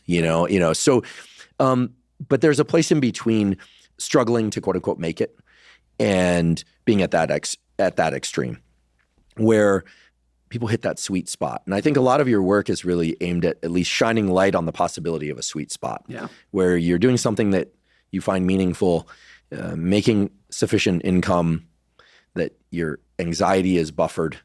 You have meaningful relationships in and out of work, and you've essentially built a quote unquote good life, right? I mean, I think I heard Naval say something recently where he said, you want resources along the dimensions I just mentioned, a healthy, fit body, a calm mind, and a home full of love. Yeah, I think it's a pretty awesome list right there. And it's a lot of work though, right? And just to, check off even one of those 4 boxes is a lot of work. Right. I think because money is so tangible, counting it is so easy and so tangible that even if people know that, they're going to put an inordinate amount of effort towards making more money at the expense of their relationships, their health, their children, their friends, their family. And it comes at the expense. Because if I were to say, how do I increase my income by 10%? It's like, I can wrap my head around that. I can give you a number of what that would be and how I might be able to do it. But if I said, how do I get my kids to love me 10% more? Like, I have no idea how to measure that or how to even pursue it. So even if I want that, because it's hard, it's not tangible, it's much easier to ignore and just pursue the thing that you can count, which is money. Do you have a dog? I do. Golden Retriever. I was going to say, you want them to love you 10% more, get them a puppy. But but it sounds like you already did that. I'm only half kidding. I would say that, dogs are not only unconditional love, but they have the ability to give on a daily basis, multiple times per day in a way that, they give love as readily as they receive love. It's just like this perfect reciprocal loop. Right? And they're constantly in the moment. They're just living right there. There's this great cartoon. A lot of people have probably seen it. It's a guy and a dog sitting on a lake. And the guy's thought bubble coming out of his head is he's thinking about money. He's thinking about work. He's thinking about stocks. The dog's thought bubble is a picture of them sitting on the lake. The dog's just right in the moment, just enjoying what he's doing right there. I think that's my jealousy of my dog when I look at her 24 hours a day. Everyone there's a dog will recognize this. They are just in the moment. They just enjoy what they're doing, whatever they're doing. And everyone, including me, is either worrying, thinking about the past or dreaming about the future. I love that. What's your dog's name, if I may? Lucy. Golden Retrievers are an amazing breed because they also are universally loving. Yeah. They love the person that, their owner the most. But they also love people that stop and meet them on the street. Yes. Not all dogs are like that. The worst guard dogs in the world. You can break into your house, a golden retriever will just come up and wag its tail and like you. I love it. Let's talk about this social comparison thing. I'm trying to make this practical for people that are both partnered and not partnered. Seems to me that a lot of what I've observed in terms of people who are on the conveyor belt, work, have a picture in their mind of kind of where that's all going, when enough is enough, and when they plan to hop off or stay on or how late to stay, in large part based on, their upbringing, kind of who they are, but also the messages that they're getting from typically the one other person that has the greatest degree of input, right? Like you could create a picture where the spouse in either direction is saying, like, we need more. Right? That changes the picture completely. Right. Where the spouse just says, like, I would just like to see you more. I don't need any more stuff. Yeah. I just want to see you more. We want to see you more. These are the sorts of at-home dynamics that I think drive a lot of decisions about career, not just what careers to pursue, but how long to stay in, whether or not you try and make partner in a firm, whether or not your social media account needs X number more followers or not. I think, to me, this is as important as the social comparison of your peers at work or online. Yeah. The messages that we receive by the people closest to us about what to be afraid of, what the needs are. And I don't know that people have really parsed how to resolve all that. But I'm guessing you probably have some thoughts about this. Well, I think it's the balance between it is so difficult because for a lot of people who have families and are working very hard, At the core, if you said, why are you working so hard? Well, to make more money. Why do you want more money? To take care of my family. Like, it's for very good intentions, but it's coming at the expense of time with your family and whatnot. So a lot of things, it's not that you're making a terrible decision. You're doing what you think is right. And then if you said, well, how much is enough to take care of your family? By and large, it's a game of comparison. The way that people lived 100 years ago, what is a good life 100 years ago, is a completely inadequate life today. Not even 100 years ago. You go back to our parents' generation and say in the 1950s. There is a nostalgia for the 1950s of, oh, life was so good then and so great, and the white picket fence and the dog and the stay-at-home mom. Like, it was a good picture. But what was the definition of a good life back then? A good middle-class life was an 800-square-foot house with one bathroom for 4 people and camping for your annual vacation. You would describe a life that most people would say that's inadequate today. That's not my definition of a good life today. So that is shifting all the time. And therefore, you're saying, like, well, how much money do you need to be happy? The truth is, I need more money than the next family, than the next person. It's this continuous chain. And I think a lot of that is just evolution. It's a competition for resources, and it doesn't matter how much money you have. What matters is that you have more money than the next person. That's the sad truth for a lot of this. And therefore, you can easily imagine a world in which my grandkids are earning, on average, way more money than we are today, and have way better resources, better health, better technologies, and they're no happier for it. And they don't feel any more relieved for it. They don't feel like they can scale back and work less for it because they're going to be competing with other people that have all those things. John Maynard Keynes, a great economist, very famously predicted a world where people would be working 20 hours a week because technology was going to make it so we didn't need to work. And that's not how it works whatsoever. We are working less than we did back when everybody was a farmer, but not nearly as little as we could be if we still had the expectations of a 1950s family living in an 800-square-foot house. If we had those expectations, people could be working way less, but it's all a competition between other people. So even if 100 years from now, a middle-class family is living in a 5,000-square-foot house with a spaceship in their backyard, if that becomes the norm, you don't appreciate any of it. I mean, if you took someone 100 years ago, if you took John Rockefeller, the richest man in the world 100 years ago, and brought him to today and showed him a middle-class family in America, he would say, what is this thing, Advil? You take a pill that makes your headache go away? You have sunscreen? You just rub this on the face, you don't get sunburnt? His jaw would be on the floor. But nobody appreciates that today like he would because it's just commonplace. Your definition of a good life is, I expect to have that. So it's always going to be the case that the reason we're working hard is to take care of our family. And what we feel like is an adequate amount is a growing level over time. I should also say that is, by and large, a great thing. The reason society progresses is because most people wake up in the morning feeling a little bit inadequate. Whatever I have today is not enough, and I need to go work harder to get more. That's why we have good technology and economic growth over time. So at the macro level, it's a great thing. That's what pushes society forward, and better medical technologies, all better technologies. But at the individual level, it creates this hamster wheel of a constant feeling of inadequacy that we try to compensate for by working harder, even when it comes at the expense of things that should be more dear to us, like our friends and family and health.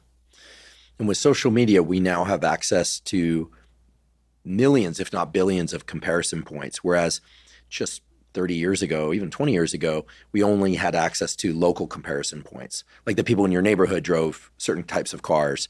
Now online, you can see people that you went to high school with that have certain lives and their vacations that are spectacular relative to the ones that, one typically has.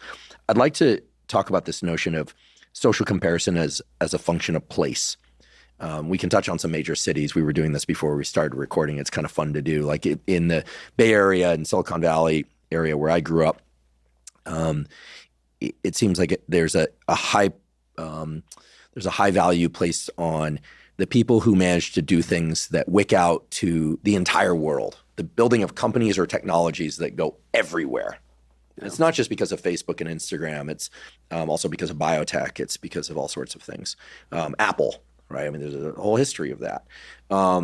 What would you say for like New York City? What is the dominant message that's being pumped into the psyche of New Yorkers?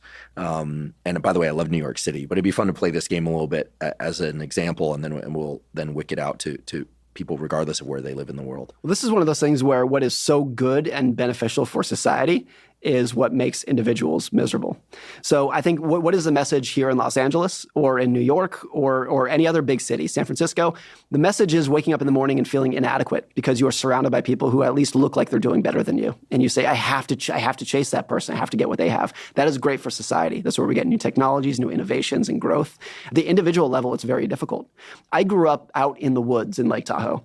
And in that region, if you are a dentist, let's say, you are on top of the world. You are the richest guy in town. Everybody looked up to you. You had the nicest house, the nicest car. If you are a family dentist here in Los Angeles, you don't stick out whatsoever. You might feel like you are so far behind because you're surrounded by legitimate billionaires. And so I think it's interesting to ask, is a dentist happier in Lake Tahoe or here? I think it's probably in Lake Tahoe because your comparison group is so much less, especially back in the pre-social media days. The states that are statistically the happiest in the United States, it's not for cities, it's not Los Angeles, it's not New York. It tends to be in the Midwest, where wonderful places, whatnot, but less competitive than the grind of the big cities. And so, but that's where, if at the individual, where are you happiest? It's where you have less comparison. But for society, what is better? It's when you have a huge competition for getting ahead. So I don't know where I come down on that of like where I would want to be. Of course, I want to be happy as an individual, but I want to live in a society that is moving ahead. And the reason it's moving ahead is because most people wake up feeling inadequate. You grew up in Tahoe? Yeah. I love Lake Tahoe. But can I ask you, did you grow up being competitive or thinking about how well people skied or snowboarded? Yes, absolutely. It was also, I lived in Tahoe pre-tech money. It's very different now because so much Bay Area tech money just flooded into it. It's its own little Hamptons now. But back in the day, I felt like when I grew up, normal people drove old pickup trucks and rich people drove new pickup trucks. That was the difference between rich and poor. And both in a city like Los Angeles, New York, and in a social media world especially, it's normal people drive Honda Civics and rich people have private jets. Like the stratification between them is just blown so far out of proportion. I see this with my 9-year-old son, who, like a lot of kids, watches Mr. Beast, who I think is great. I think he's an awesome, awesome guy. But it's completely warped my son's sense of money. Because Mr. Beast will be like, oh, keep your hand on the table and the last person with their hand wins $1 million. It's like, if that's your sense of money, it's completely warped and skewed. And so, look, it's a tough way to live. And I think the more of that angst that people have of I'm inadequate, I need to get ahead, the better society is going to be, the more technology we're going to have. Great example of this is what decades were the most technologically innovative by far? It's not even close.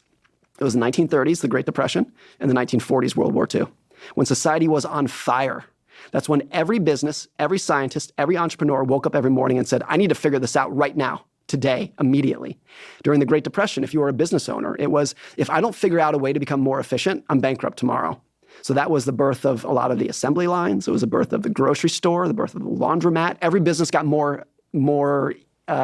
just better at what they do. And the ones that didn't went out of business immediately.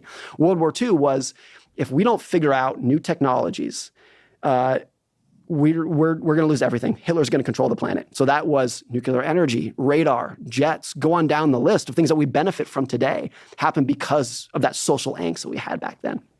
And so I think there's so much evidence that society progresses when things are a little bit on fire, not too much on fire, because then you just get overwhelmed with it. But if you have a little bit of angst of, I need to wake up, I need to do this.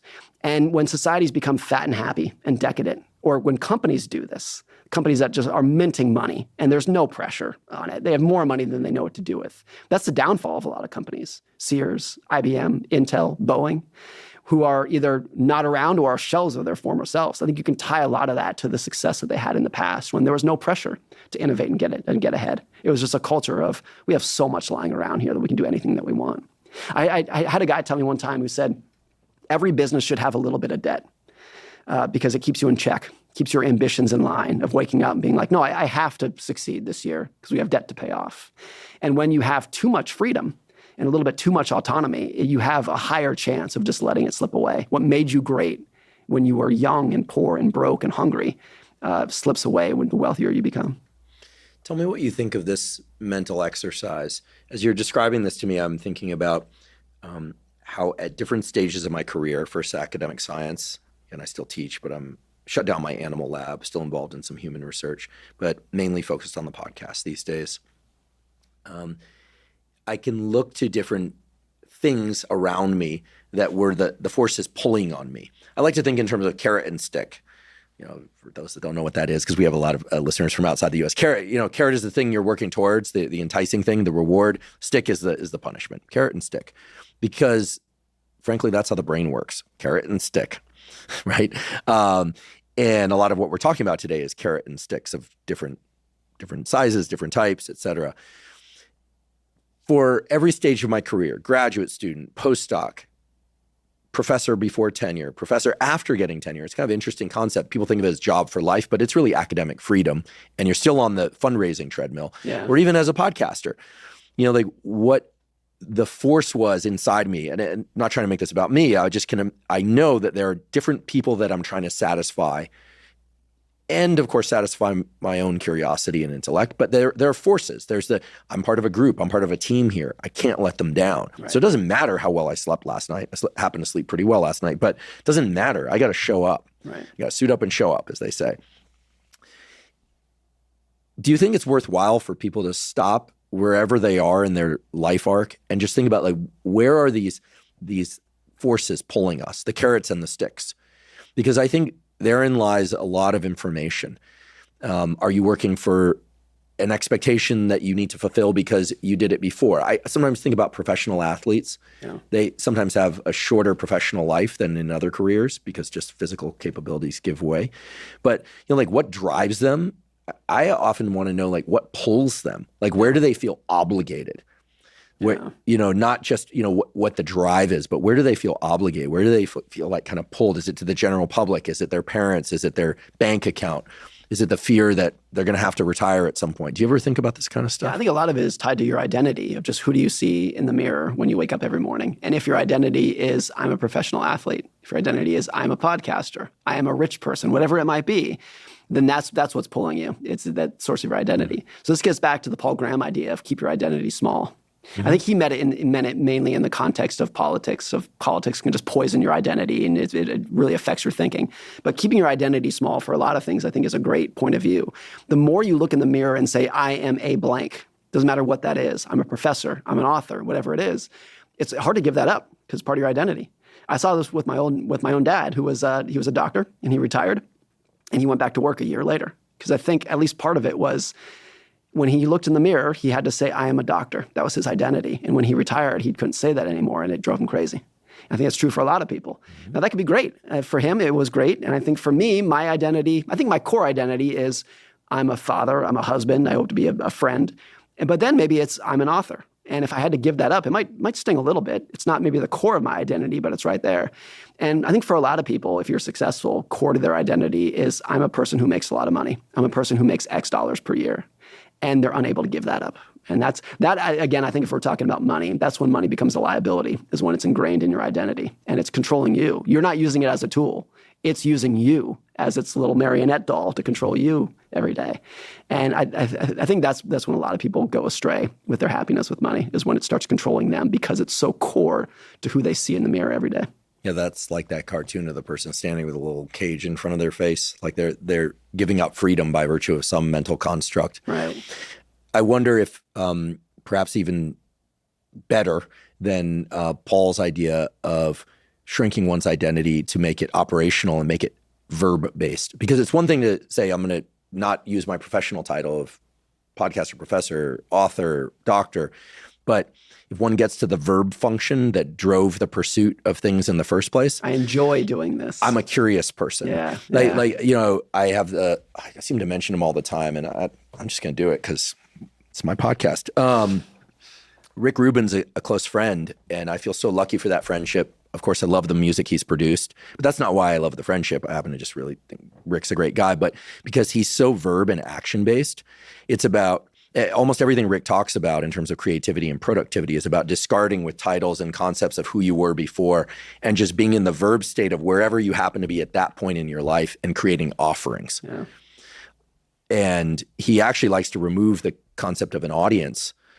He actually talks about this is your offering to God. Mm. And the audience may or may not like it. But that, in his words, is the way to frame it, because otherwise you end up trying to satisfy people. Oh, absolutely. And then you're no longer in the process of exploring your curiosity or creativity. So yeah, I've decided at this moment, and I'll make it I'll put it on record, that I'm not going to think of myself as a podcaster. I mean, I did a lot of things. I did, pursued skateboarding, pursued tropical fish tanks, pursued, science and research science, teaching, which, and then this public education and podcasting. I fully expect that in 5 to 10 years, I'll be doing something completely different, sure. But it'll still be attached to the verb state that drove every single one of those professions. Yeah. Or every single one of those pursuits. Because as Rick's taught me, it's the energy that you need to continue to tap into that is self-rewarding, the feelings of delight, of friction, and then release when you solve a problem. It's not really about the profession or the title or even the resources that come from that, but that in fact the greatest resources, in particular financial resources, coming from identifying the verb state of being in pursuit of something that's truly unique to you. Yeah. And that changes over time. I'm always amazed at these examples like the Warren Buffetts and these people that have been investing their whole life. You pointed this out in your book, that one of the fundamental things about Buffett being so successful is that he's had a lot of time investing. Been doing it since he was 11 and he's 93. Right. Doesn't seem like he needs another venue. It seems like he's got it dialed. That's his venue. If he were a golfer, he'd be golfing at 93. Yeah. He's doing it because he loves to do it. I think it's, for me as a writer, what's always been the case. I think this might really apply to your own career. I've always written for an audience of one, which is myself. I just want to write things that I think are interesting. I want to write stories that I find appealing. I want to write it in a style that I would enjoy reading. And I don't care that much about the audience who might read it. Of course, I want them to read it and maybe buy the books and enjoy it, but I'm writing for myself. And I think you always do your best work when you do that, if you're writing or producing a podcast for an audience of one, which is you. And so I think if you're doing it otherwise, it's performative. And people do much worse work. They're much less creative. They're much less enjoyable when it's performative. When you start off by asking, what does the audience want to hear or see? And that never works. Let's do that. But that's what most people do. And even what does every writing 101 teacher teach their students? Know your audience. I don't think it's good advice, because know your audience very quickly becomes pander to your audience.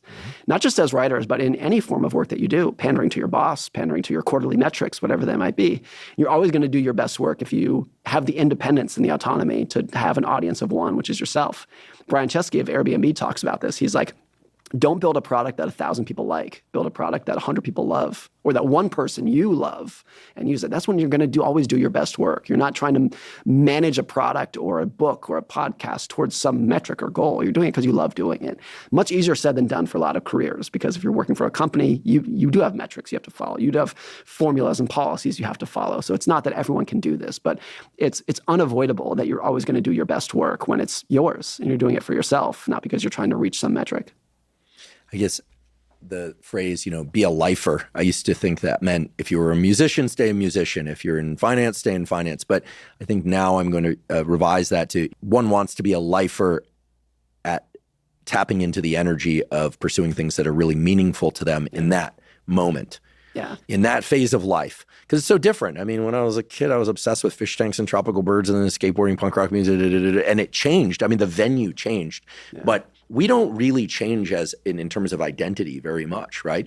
These professions and these bank accounts, and we don't actually, we're not fundamentally changed by them. It's really a bunch of verb states that drive all this. And I actually hope that in 20 years I'm doing something different, that I'm not writing about the same topic. So maybe I hope I'm still writing and thinking and reading and learning. But if you're always doing the same thing, I think someone like Buffett is an incredibly oddball, rare bird who's been doing the same thing for 80 years and loves it. Like I want to grow and adapt and evolve in what I'm doing. But if something becomes core to your identity, then it's hard to release that and let go. You feel like you have to keep doing it even when it's not that fun anymore. And you're not getting the dopamine rush of trying something new. You're attached to something. You keep being a lawyer or whatever it might be because that's your identity even when you don't like it anymore.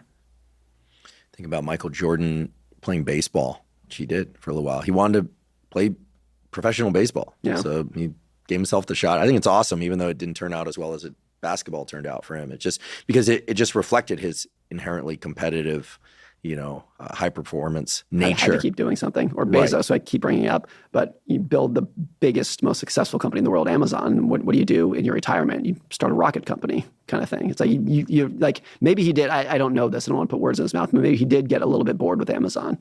And he needed to do something else. But he's not going to retire. He's not going to play golf. He's not going to sit on his boat. He's going to go build another company.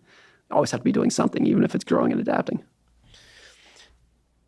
You're working on a new book. And I eagerly anticipate the release of that new book. When's it coming out?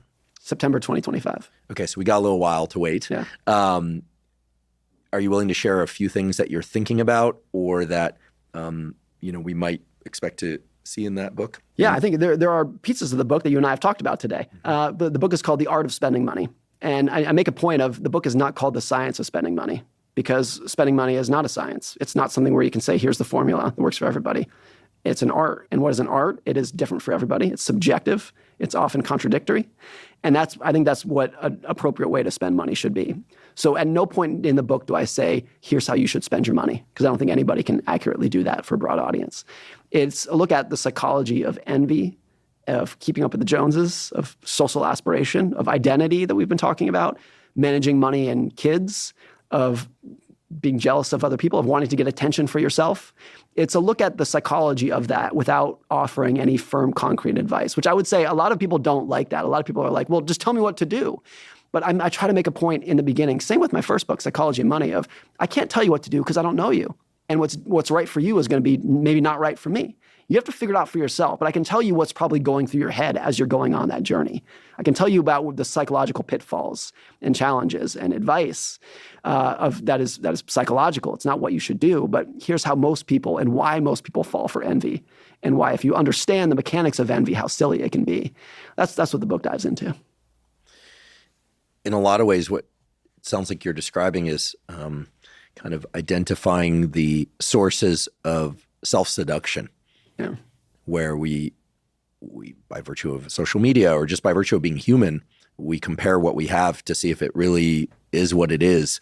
You would think that we would be pretty good as a species at just experiencing things, kind of like the dog sitting next to the lake. Given that we can understand that we have this propensity to, compare and to regret things of past, but not be able to anticipate future regret. You'd think we would be better at that, but clearly we're not. Well, I guess this gets back to basic evolution. Evolution doesn't care if you're happy. It cares that you reproduce and you grow over time. That's what it's maximizing for. It doesn't really care whether you're having a good time during the process. Make more of yourself and take care of the young, and then you're dispensable. Keep going. Louis C.K. says more of me. That's what we're trying to do.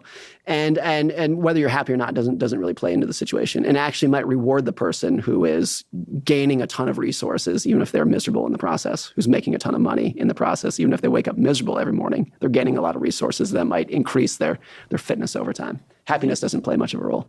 Do you think birth rates are going down because people feel that they have to use more of what they earn for themselves, or that it's harder to establish a relationship to money and resources that makes them feel capable of taking care of others? I think it's so complex. It doesn't lead to simple answers, but I think there is a lot of evidence that what happens, why societies all over the world, this has always been the case, have fewer kids when they become wealthier, is because their expectations for those kids go up. So if you're living in a poor society, poor economy, or during a poor era, you could have 10 kids because you knew all 10 of those kids, or at least the ones who survived, were going to become farmers. That's what they were going to do. And that was their only hope. That was all they could do. And you didn't need to provide a lot of resources for them. If I give them basic food and shelter and clothes, that's all they need to become a farmer. And I think if you fast forward to today's economy, the expectations are so much higher. You want your kid to become a PhD, to become an astronaut, to become a hedge fund manager, whatever it might be. And because of that, you need to provide so much more resources for that kid. I need to foster their growth and development from the time that they are infants, and provide them tutors and after-school activities, and maybe send them to private school, and definitely send them to a college, which is going to cost a fortune.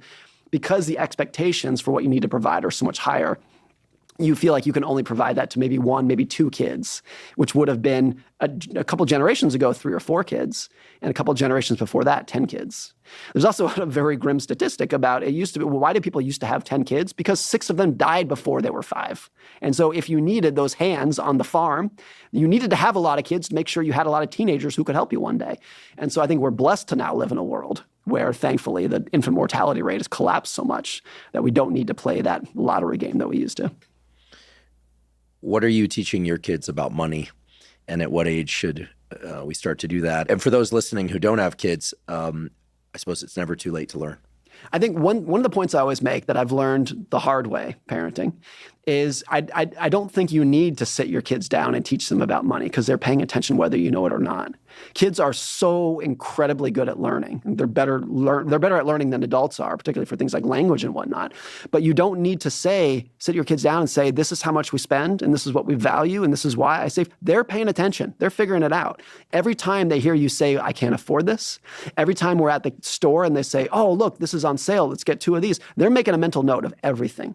Every time they hear you bicker about work, every time they hear you talk about a raise, even if it's just in the next room, they're piecing it all together. And I don't think they even know it, but they're so good at learning that they're building a mental model. And so even if you never sit your kids down and teach them, by the time certainly that they're teenagers, they know a lot about money. And maybe some of those things are good, maybe some of it's bad, but they're paying attention. And so I think the only thing you can do as a kid, or as a parent, I should say, is to lead by example. Because we talked about this earlier, the propensity to rebel as a kid, as a teenager. You talked about the smoking ads where they just wanted to do the opposite of what everyone else is doing. I think particularly for teenagers, which I don't have yet, but if you sit them down and say, this is what you should do, you should always do this, you should never do that, their propensity to rebel is enormous. So I actually think it can backfire if you try to teach them. I think the best you can do, the only thing you can do is lead by example with people. One thing that a lot of, not just very wealthy people, but moderately wealthy people will say is, or ask is, how do I teach my kids about money without spoiling them? How do I use my money to help my kids without spoiling them? That's a big topic for a lot of people. Even if you're like a middle-class family, how do I leave a small inheritance or help my kids? Should I buy them a new car or should I help them through college? I think a big thing that is easy to overlook is 2 things. You might think as a parent that you are teaching your kid grit and independence by withholding resources from them. And you're doing it very well-intentioned. You need to I earn my money and this is mine. You got to go figure out your own. I think it is very easy to overlook that you are not teaching your kid independence and grit. You're teaching them to resent you. And I have a good friend, Chris Davis, who told this story. He's an extreme example. Chris Davis's grandfather is Shelby Davis, who was a billionaire investor, one of the greatest investors of all time. And Chris tells a story that when he was a kid and his grandfather took him skiing, his grandfather would say, if you want me to buy you a lift ticket, you need to hike up the hill first and ski down, hike to the top. And if you do that, then I'll buy you a lift ticket. And Chris said the lesson that they learned from that was not grit and independence and hard work. The lesson they learned from it was grandpa's kind of a jerk sometimes. And I think that's an extreme example, but you see that a lot with kids. One very practical takeaway from this is that I think as a parent, you have to live the same lifestyle as your kids. It's very difficult to say mom and dad fly first class, but you're back and coach. Does anyone actually do that? Oh, absolutely. Oh my God, and maybe that's still a very extreme example, but you think as a parent that the kid is learning is, if I work as hard as mom and dad, one day I'll be sitting up there. And they don't. The lesson they learn is mom and dad think they are superior to us, or mom and dad are superior to me. I'm inferior to them.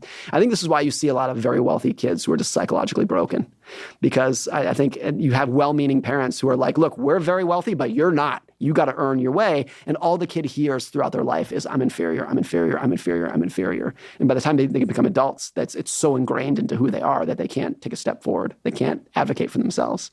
And so, look, that's what the very wealthy deal with. But I think that's what I think a lot about with kids. The other thing that every parent with more than one kid will understand and recognize this. My 2 kids could not be more different. Their personalities, their goals, even with the same parents living under the same roof, they are a million miles apart. And so if you say, what are you teaching your kids? I don't know who they're going to be when they grow up. I don't know what their goals or their aspirations are going to be. So is it right for me to tell my daughter, here's how you can save and become super wealthy over time? What if she doesn't want to live that life? What if she does have more of a YOLO personality of I just want to go travel the world. I have no aspirations to become super wealthy and retire early. So you have to let them figure it out for themselves and realize that what might be right for you and what may have been right for the era in which you and I grew up in might not be right for them and might not fit the era that they grew up in. I like this saying, none of us know what it's like to be, pick an age, 13 years old in 2024. We think we do because we were 13 years old at one point. Your earlier descriptions of depriving kids of the first class ticket, putting them in coach and the parents flying in first class, it makes me realize that we like to think that those sorts of things will drive integration of the lesson, but each one of your examples pointed to the fact that kids are integrating based on the emotion they experience at the time. They're not thinking about the larger lesson. No. They're thinking about they're in their moment. They're thinking, I'm hiking up this hill and this sucks. and they're not piecing together things over time. Like, okay, I'm doing this and he's trying to teach me a lesson. Right. It's really, they're very attached to their immediate feelings. Right. And maybe it would be different in Chris Davis's example if the grandpa hiked up the hill with them. Because then the lesson you're taking is like, oh, we're going to do this together. And that is teaching the value of hard work. I'm going to do it with you. I'm going to suffer with you. So leading by example rather than by humiliation, I think, is the way to do it with kids. When I was a kid, my dad used to walk me to this point along our street where then he would split off to go to work. He was a scientist. He would go to his laboratory and I'd go off to kindergarten and first grade. And I remember one day asking him what he did for a living. And he's a physicist. And he said, well, I'm a physicist. And I said, what's that? And he explained a little bit about what it was. And I'll never forget, we still talk about this, he and I, I'll never forget. I said, do you like it? And he said, well, you know that feeling the night before your birthday? I said, yeah. And he said, I feel like that every day. And then I think he also said, and I'm still a little bit murky on this one, I need to touch base with him about this sometime again soon, was he said, yeah, you don't always get presents. It doesn't always work out, but the feeling that you might, or that you're likely going to, or there's a possibility, that just feels so good. That's cool. And I think I must have internalized that lesson because what I like is work. Yeah. I don't think I'm addicted to work, although some in my life have accused me of that. And I'm willing to be open to that possibility. But it wasn't even really about discovery. It was about the possibility of discovery. Yeah. And so I think in terms of teaching to kids and teaching to peers and to, teaching among humans, getting people to think about the verb states that really motivate them from the best place seems to be the kind of general theme throughout today's discussion and in your book somewhat. I'm not trying to summarize to too fine a point here, but if I may, it seems like, and what Rick Rubin has said about, he has this like just supernatural track record at bringing out the best creative elements in people from different genres of music. It seems to be about tapping into these verb states of like, what is the thing that brings out your best, as opposed to thinking about the rewards that come from that. Yeah. But it's hard, right? We see those numbers, we see the followers, the dollars, et cetera. We see the metrics of comparison. It's tough. It's there's a work to this that is not obvious. And I think it'll always be like that. We're never going to live in a world where people don't compare themselves to others. We're never going to live in a world where people don't feel inadequate to others who have more than them. But back to kids, I think this is a great place to tie this together. If you ask most parents, what do you want for your kids? Most parents will say, I just want them to be happy. I hope they're happy one day.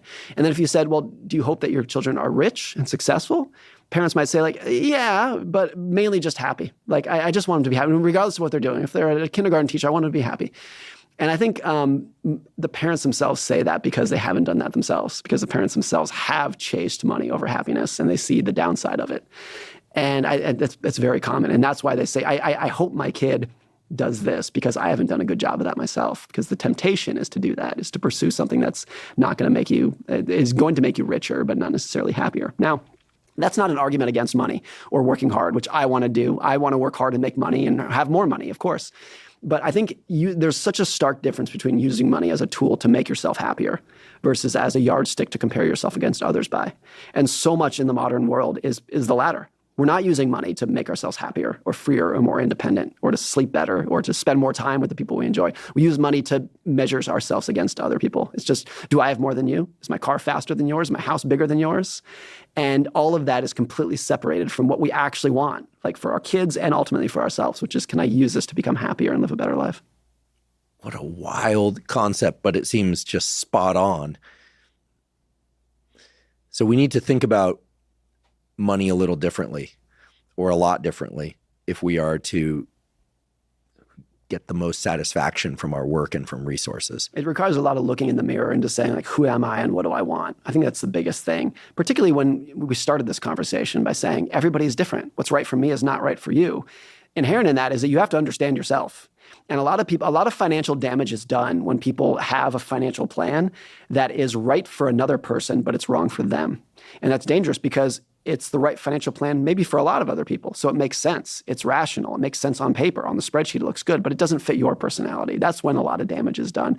So I think to do better with money, you need to spend a lot of time thinking about who you are and your family and your goals and your aspirations, realizing that all those things will change and adapt over time. So what was right for you 10 years ago might not be right today.